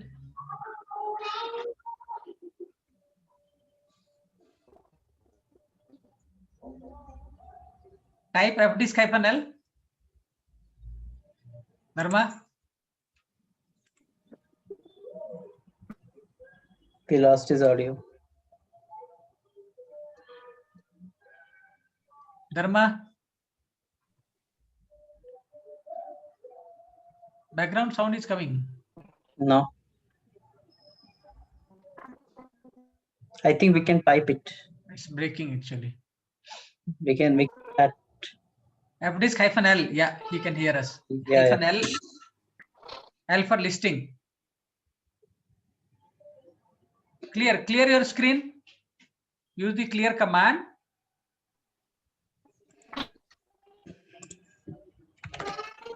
You just ping that command, Natras. Yeah. Clear command, you just ping first. Yeah.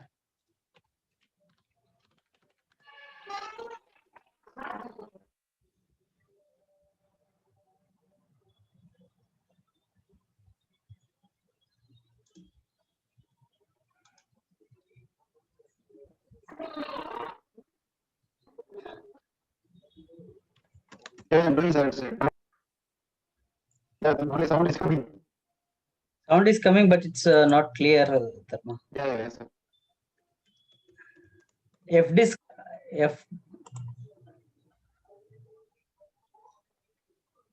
Look at the chat, Dharma. Whatever I type is over is all coming. Give a second. Look at the chat. Hey.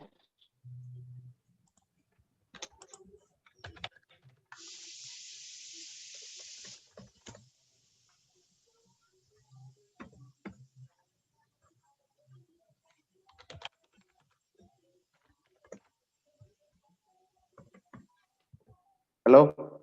Yeah. Yeah, Dharma. Yes, sir. Sorry. No problem. So use like this then. Use that mount command.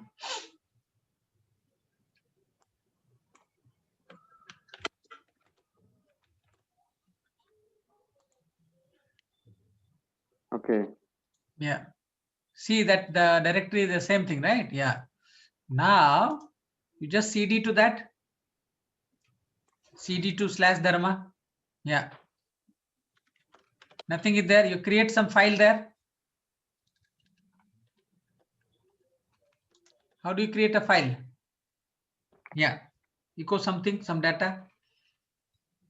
Yeah, greater than, put in thermal.txt. Yeah, do lsfnl, cat that. Yeah, very good. So you started using your file system quickly, right? Yeah. Dharma, happy? Yes, yeah. You Thank got you. Yes. additional 1 GB hard disk, Dharma, right? Initially you had only 10 GB volume. Now you got 1 more GB extra, right? So you purchased a volume, right? You purchased an additional hard disk. That hard disk, what you did? You created a partition. That partition, what you did? You created a file system. After creating file system, what you did? You mounted that in a local directory. You created a directory and mounted that file system in that local directory. Then you changed to that directory and then you created a file in that directory. So you started storing files in the newly created volume, right, which is attached to your EC2 instance. Before attaching to your EC2 instance, you had created that volume, right, in the EBS section. You went to EBS volume section. There you created a new disk, right? So that was of 1 GB size. Then you attached it to your EC2 instance, right? And you remember that you created it in the same availability zone wherever your EC2 newly created EC2 instance was there. So in the same EC2 instance wherever, because this volume can be created only this volume can be accessed if it is in the same availability zone, because EC2 instance cannot access the volume in another availability zone if it is EBS volume, right? For EFS, yes, we can access. Not for EBS, right? Because this is not spanning across the availability zone. It is available only in the same. Sir, actually, one question here. Tell me. So this is the disk we newly added this volume, right? 1 GB. Then when we do partition, right? That's yes. That I think this is created with 1, right? So this is also, I think, 1 GB, right? That is the entire disk hard disk we created only Same one thing, partition. Same thing, right? Okay. This Entire one we hard disk. partition it. This one we partition it, right? Then we are using it now. Correct. So that XVDF is your hard disk. Just select that. Okay. Yeah, this one, right? Yeah, that is your hard disk. Now, this below one, that one came, no? XVDF1. That one is your partition. The very first partition. So without partition also we can do that, right, sir? No, you cannot use it here in the traditional DOS architecture. We can use it when you create some LVM, logical volume manager, right? So there we can use it directly. We can create. But when we do partition, right? We didn't mention any size of this partition, so it just took the whole size 1 GB. We mentioned. See, you remember when we were pressing enter, that time it was telling starting point is 2048. Automatically. Ending point is 209 some sector. So first sector we simply pressed enter, right? That means. But this one take just only one MB gone. Other remaining 1023 is created for this partition, right? Correct. So how we almost created was almost very close to the GB. Yeah. 1 GB only. Exactly. 1024 is 1 GB. So it's like little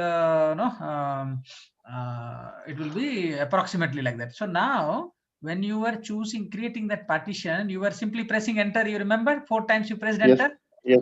So when we were pressing enter, that time it was coming like starting point is of the disk and the ending point of the ending sector. So from the very first sector till the last sector, you have taken all the space of your hard disk into the same partition. If you would have given earlier sector, then it would have created smaller partition. Then you could create multiple partition in the same hard disk. Understood? Yeah. Okay. One hard disk you can create multiple partition, right? So what we did, it was just 1 GB size. We created only one partition. Entire hard disk we have taken as a single partition. Clear, right? This one? Yeah, clear, sir. Okay. Now you can just go back and So you can look at your that volume. Go to volume. Click on volume. Yeah. Click on the volume. Yeah. So You have 1 GB volume and you have 10 GB volume, right? Now, if I ask you to create a snapshot out of that 1 GB volume, can you create that? Yes. Create that. Okay. Let only Dharma do. So we know how to create, right? So let Dharma only do it. So it will be quick. Just create snapshot and just focus. Just type here snapshot for that 1 GB, right? 1 GB volume. Yeah. Now you just give some tag. Just give some name. Yeah, choose the first one. Yeah. Now give some name 1 GB snapshot. Yeah, snapshot hyphen 1 GB. 1 GB. Yeah. Now you click on create snapshot. Yeah. So you are creating a snapshot. Just go to snapshot and see. It is getting created, right? So just refresh. It will show you. It is pending. So it is getting created. Right. So Nataraj, you are focusing, right? Yes, yes, Harish. So just focus, right? And then we see. I'll show you. So you'll have a better concept, right? So just focus, right? So we're consolidating that snapshot. So it'll just take a while, right? While the snapshot is getting created. Let it get created. Dharma. Just refresh. Yeah. See, the snapshot is done, right? Yeah. Now, you want to detach that volume, right? Now you go to your system. Whatever process we have done, we will do reverse it. Go to your system, that putty. Go to putty. Yes. Unmount. Putty. Go to putty. Yeah. Yeah. So clear your screen. Clear your screen. Use clear command.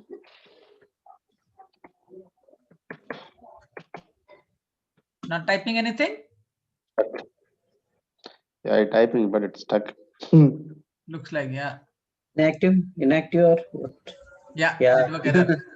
So you just reconnect one more time. Meanwhile, I'll also show you some other options. Go to putty. Yeah. Okay. Load that and then go to that. Click on SSH. Wait. Go to SSH. Yeah. Click on SSH in the left side. Left side SSH. Okay. SSH. Not auth. SSH. Click on SSH.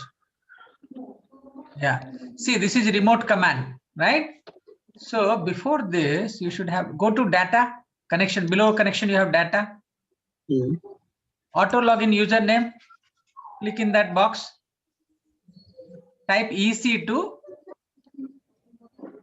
-user. Now you click on shell that SSH. Left side. Come left side. Click on SSH. Remote command you mentioned. Go to the box. Now here you type sudo su space dash. Very good. Now you go to the scroll up. Click on session. Click on save button. Okay. No. You saved it, right? Now click on open. See what happened. Auto login. Automatically into root. Automatically directly to root. So it went to EC2 user and then it ran that command there and directly you became root. Nataraj, you followed? Yes. Okay, perfect. So here you just say you are having that file, no? Just do cat slash dharma dh and tab. Press tab. Yeah. Now you press tab one more time. Press tab one more time. Yeah. Enter. So your file is there, right? Correct? Now, yes. What is going to happen here?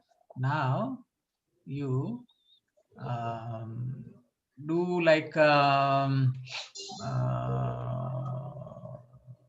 unmount, you mount. Just say you mount space / dharma. No. Just do / dharma. This will also happen. You can do that also, the other thing also. Just remove that / at the end.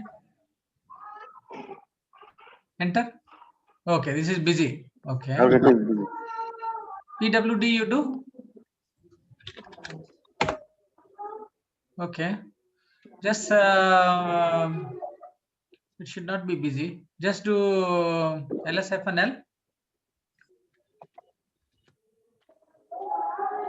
Oh, you are in the another directory, right? So okay, you do ls. Now you again try that unmount command only. Yeah, enter. Okay, try with the partition. You mount.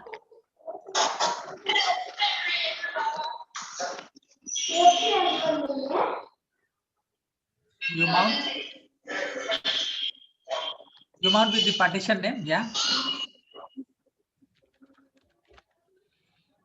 XSF, what is it?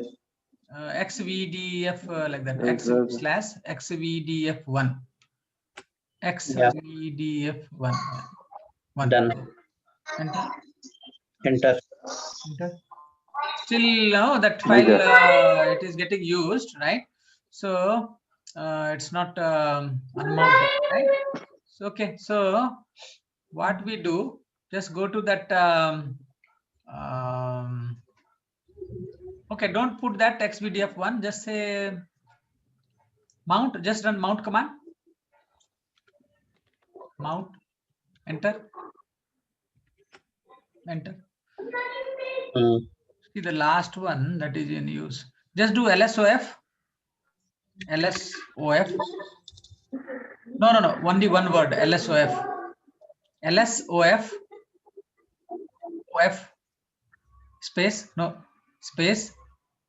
Oh, that LSOF command only not there. Okay. It's not installed here. Leave it. So, okay. You go to that console. EC2 console. Okay. To EC2 console. Directly we will try to detach. Something wrong happens. It's not unmounting, right? So we can try to forcefully unmount. Okay, we try to forcefully unmount. Go to volume. Meanwhile, you just be here in the volume section. Okay. Go to volume section. Be here in the volume section. Okay. So now again you go to that EBS. Yep. Go to the putty. Go to the putty.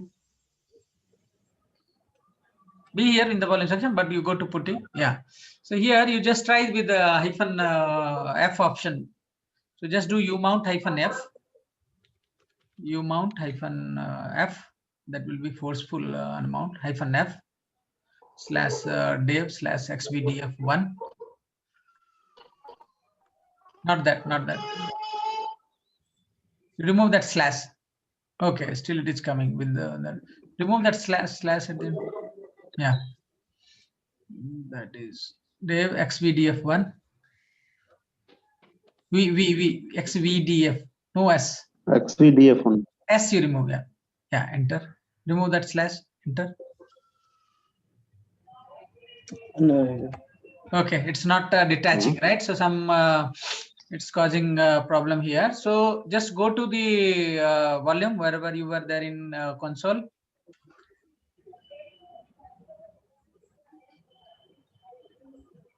Select that 1 GB volume.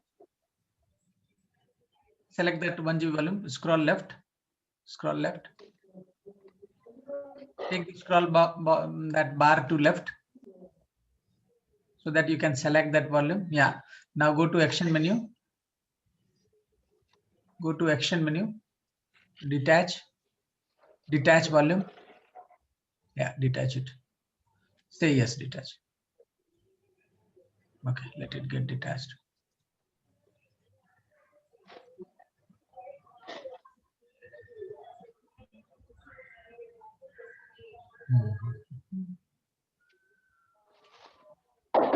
Just refresh and see if it is detached.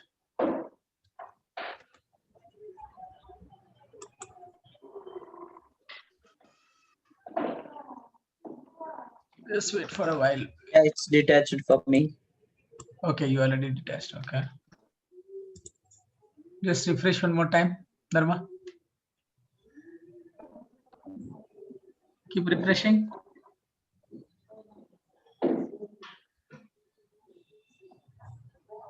I think it says. Yeah, go to actions. You can see whether it is detached. No, it's like showing in use, right? So it's not detached. Okay, yeah. Force detach volume. Yeah, you do it. Your connection broke, no, in between. We had that, no, some problem in there. So yeah, so use that force detach volume once. Refresh.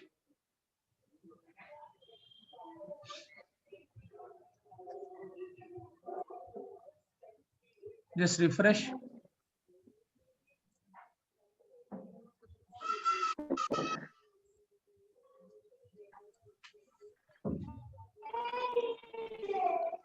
In use deletion. Not removed. Not removed, I guess. Refresh it one more time.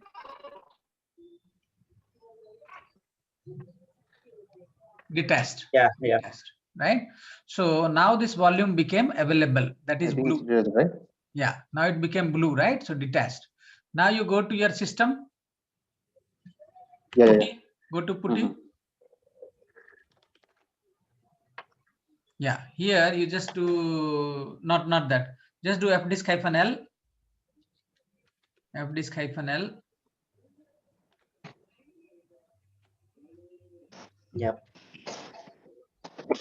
So your volume will not be there, right? fdisk-l. See that it It's is there. shown here. Yeah, no, that is actually dummy. So it's not there actually. So that is like no. Here also is there. Yeah, so it should not be there. It is just like no, it is detached. So it should not be there.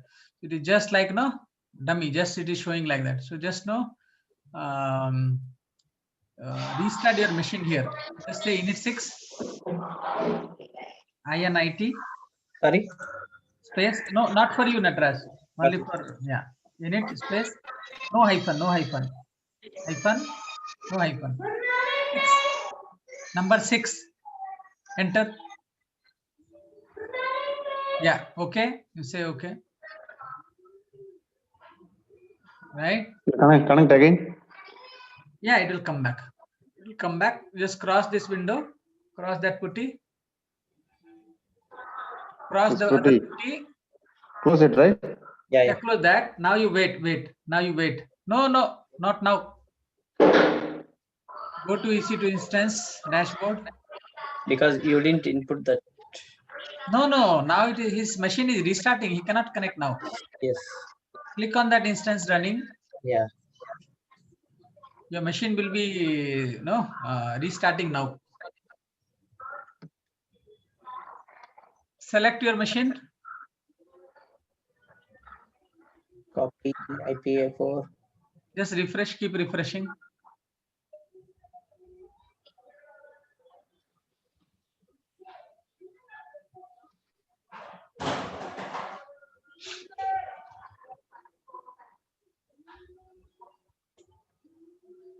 It shows as running only. Just restart from here. Just go to instance state, restart. Yeah. Just reboot instance. Yeah. Yeah. Say reboot. Yeah. Better. Sometimes no, this kind of issue happens, right? So we have to do the network due to network glitches. That's it. I think it says still running only. Yeah. It will go. It will go. It's not able to communicate actually properly. So just keep refreshing. It should come.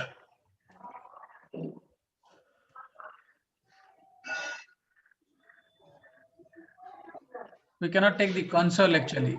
So we have to depend on EC2 that AWS for that.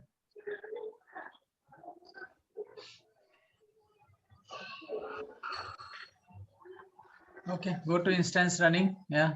Click on that. It's running still. Okay. Okay. Try to connect. I don't know. Take that public IP 15.206. Yeah, that was the one earlier also probably. Load it. Same thing, I guess. Yeah. No need to save every time. No need to save. Yeah. Open. Yeah, it is asking. Okay, good. So just no. But you're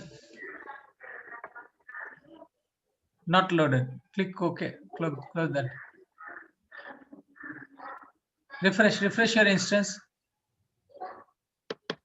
Okay. Now select that and see the IP, public IP again. Same. Okay, 172. Go to putty again. No, that is okay. Just giving the prompt, no?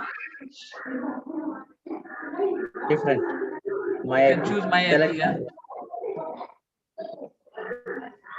The same thing, I guess. Yeah, same thing. It's not changed. Yeah. Go to putty and try again. Or we'll shut it down, that instance. And then we'll again try. Go to putty. Dharma. Yeah. Load that DEC. Load. Yeah. Click on open. Click on open. No, what happened? I think the same IP. 5206 84 Same only. Yeah. Click on open. Yeah. Just type EC2-user.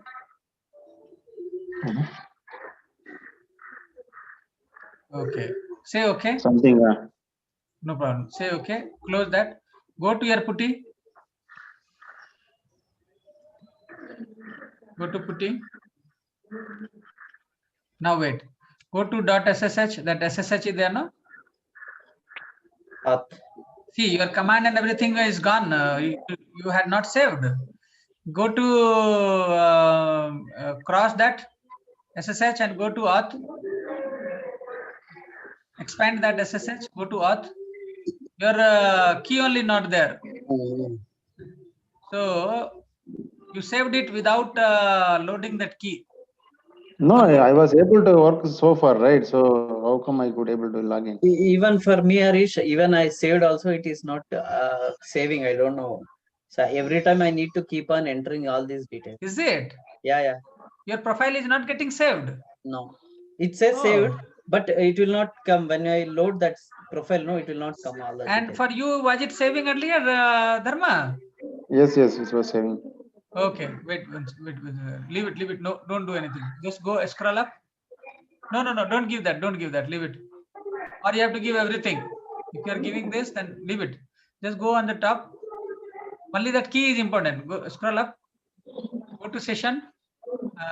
Don't load anything. See, understand. Wait 1 second. Okay.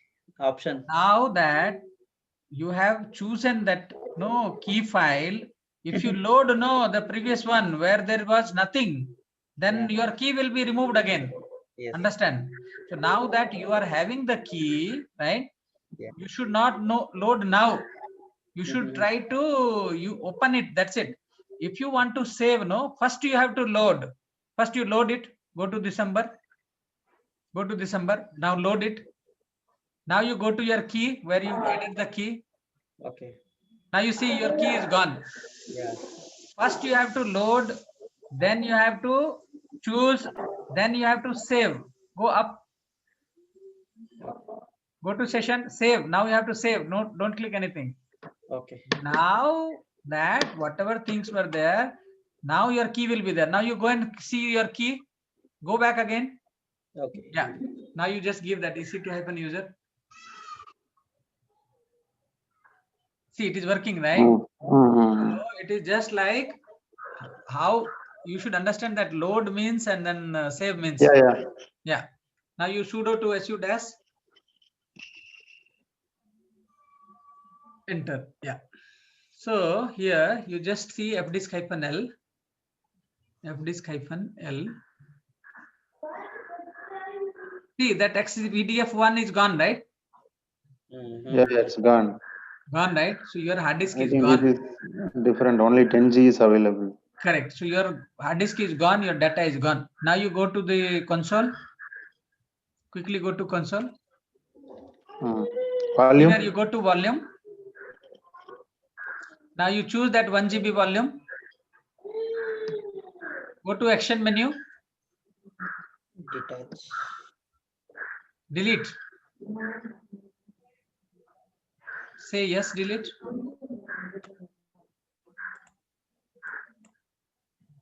Okay, it's deleting, right? Refresh.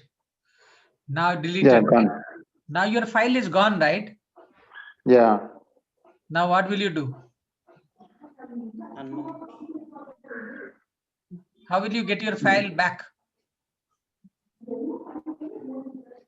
So we have to go We to have Snapchat. We have Snapchat and go there. Yeah, based on your understanding, now you have to show me the content of your file that you had created some time ago. I want to see the content of your file. This one, right? This Snapchat under this one. Okay. This Snapchat we created for the 1 GB. And now what will you do with this? No, but we have to go there and get the file. Where? It will be there and again. I mean, we have to create Linux, new volume, right? Linux one only. So how will you see their file? You have to show me the file. That's it. I don't want anything. Just show me the content of your file. I want that file back.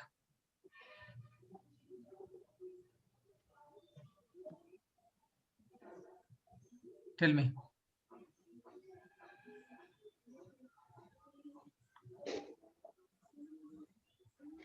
What is the option? How many volumes you are having? Go to volume. Only one is there. We have to create new volume. I mean, we have to restore the snapshot, right? Dharma.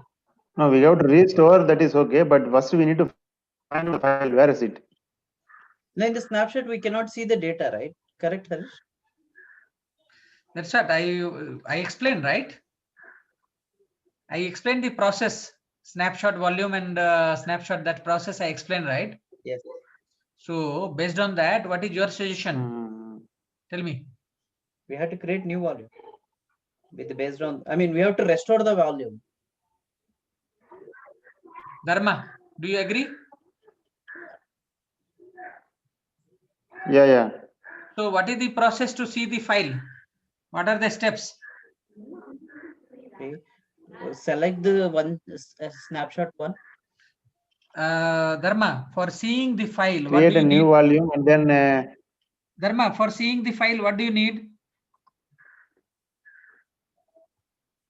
You need the file system, right? Correct? Yeah. That file system will come from what? You have to go to Putty. That will come from volume only, right? Yes. So that volume, do you have? Yeah. Do you have that volume? No. Dharma, that 1 GB volume, do you have? No, removed it. Removed it. You need to get that volume, right? Now you have to get that volume, right? Now we can see it. Yeah. How will you get that volume back? Yeah. That you have deleted accidentally. You have to create volume. You have to create. You have to get the same volume, right? Whatever you had. Yes. Correct. So if you get the same volume, Dharma, then only you get the same data, right? Yeah. Did you take a backup of your volume? There is a snapshot, right? This is there. Correct. From GB. So what can this snapshot give to you? Can it give the original volume? Yes. Can it give it the original volume? Yes. How? You select the snapshot, go to action menu, create volume. Go to action menu. Where is that volume? Create volume. Okay. Click on that. Now it is 1 GB by default. Go down. What is your availability zone? Where you want to create the volume? 1B. Go down. You want to give some name for this volume? You can give, or for now you can leave it. Okay, you give it. Give it. Yeah. No. This is not snapshot. This is volume. Restore volume. Restored volume. Restored. My restored 1 GB volume. Yes, you got it. Create volume. Perfect. Close. Now you go to your volume. Do you have that volume? That says Yes. available. You are getting your volume available, right? Now, how Yeah. can you see the file? For that, what you need to do?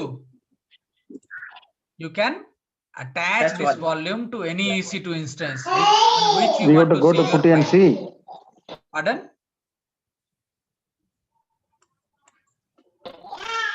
Tell me, Dharma. You got your volume, right? This volume needs to be associated with what? With your EC2 instance, correct? Attach it. Attach to your EC2 instance. It is not attached yet. It is not attached. Go to action menu. Go to action menu. See, this is available, but not attached to your EC2 instance. So until you connect you purchase the hard disk, Dharma, the same hard disk that you had with the data, right? So you are still sharing your screen? I think he lost the connection, maybe.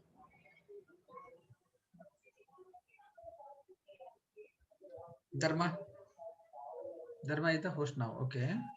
I don't know what's happening. Dharma? Yes, sir. Yes, sir. I disconnected. Sorry. Okay. You please reshare your screen.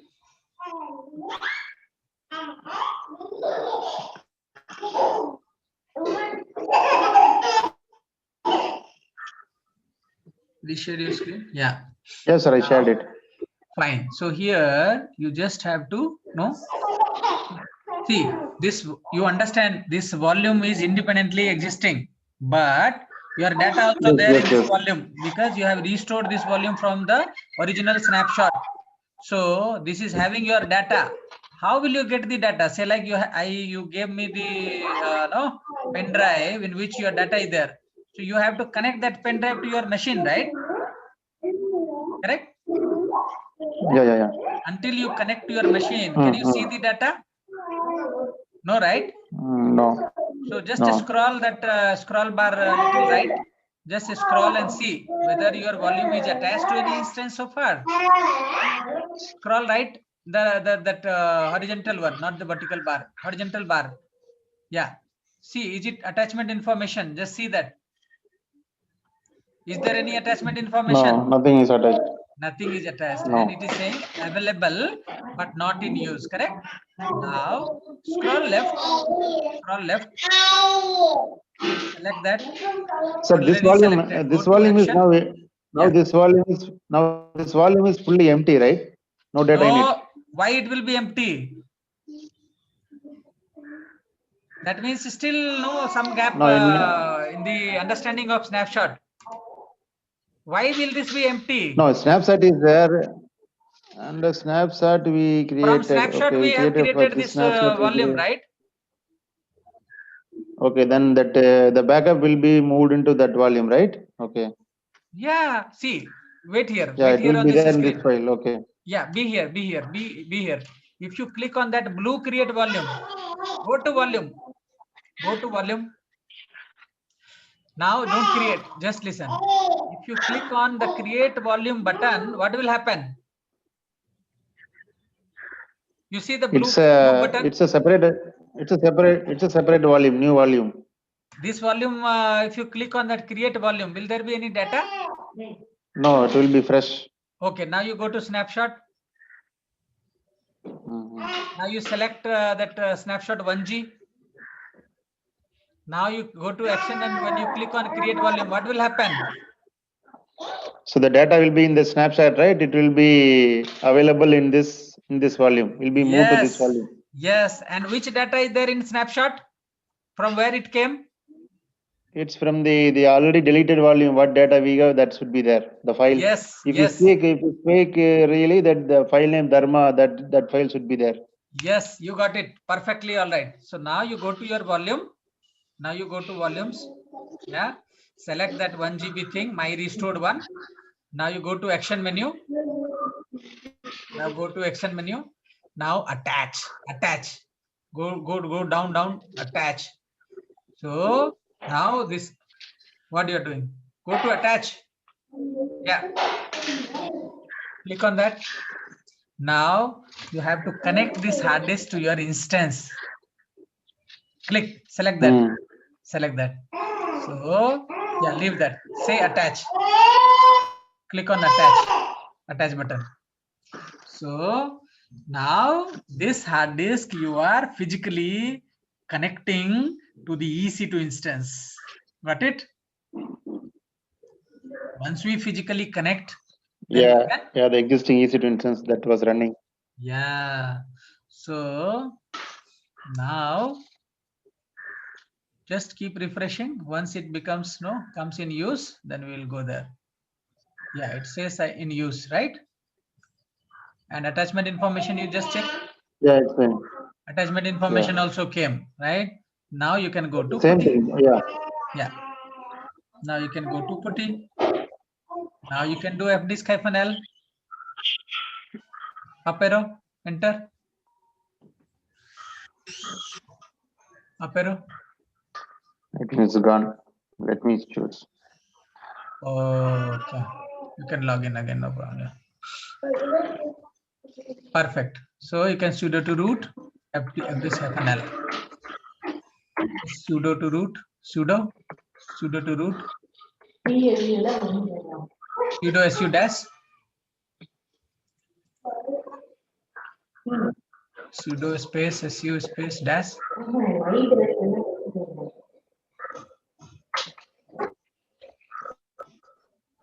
Okay. Now, how many times you did? Yeah. Now you say fdisk-l. No, sir, that's incorrect. Yeah, fdisk-l. Did you get the original volume? Came, no? That partition came automatically. 1 GB was there, elder. 1 GB. Yeah, 1 GB was there, and you had created one partition also, right? Where is that partition? Partition. Yeah. Yeah. So, do you have your directory here already? Just do ls-l space ls-l space / dharma, no tab. Just say dharma tab. Dharma tab. Yeah, enter. See, nothing is there, right? Yeah, we have to mount it, huh? Yeah. So this is your local directory. Now you have to mount the newly added disk. Mount. Then what? What you want to mount? No. Mount. Then what you want to mount? What you want to mount first? Mount. Direct. This file. You want to mount? Yeah, that partition you want to mount. XVDF1. That is the one that has come now. XVDF1. Now you want to mount that. Where you want to? Hold on. Clear. Just clear this. Clear. Up arrow. 2 times you do up arrow.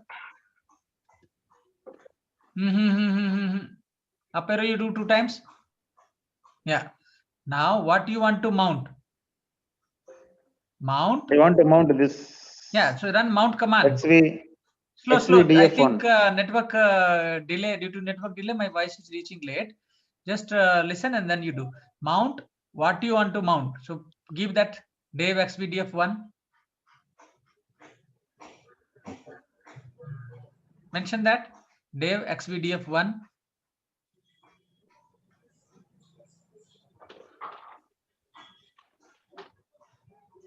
Hello. I think your screen is not. Yeah. Space. Yeah.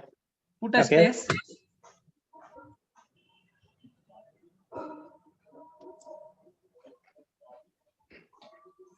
Put a space, Dharma. It's taking time to refresh, looks like. Put a space, don't press enter. Yeah, hold on. Now, here you press / Dharma tab. Yeah, press enter. Now you run the same command that you had run earlier, ls-l command. for Dharma directory /Dharma.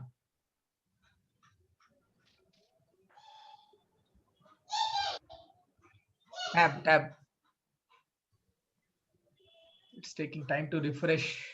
Nataraj, you can see Dharma screen? No. It is moving, right? It is stuck at. Yeah. Remove that file, Dharma. So that file came, no? You saw that file came, right? Yeah. So now you can CD to that, or you can cat the entire path. No, without slash it will not work. You are currently in /root directory.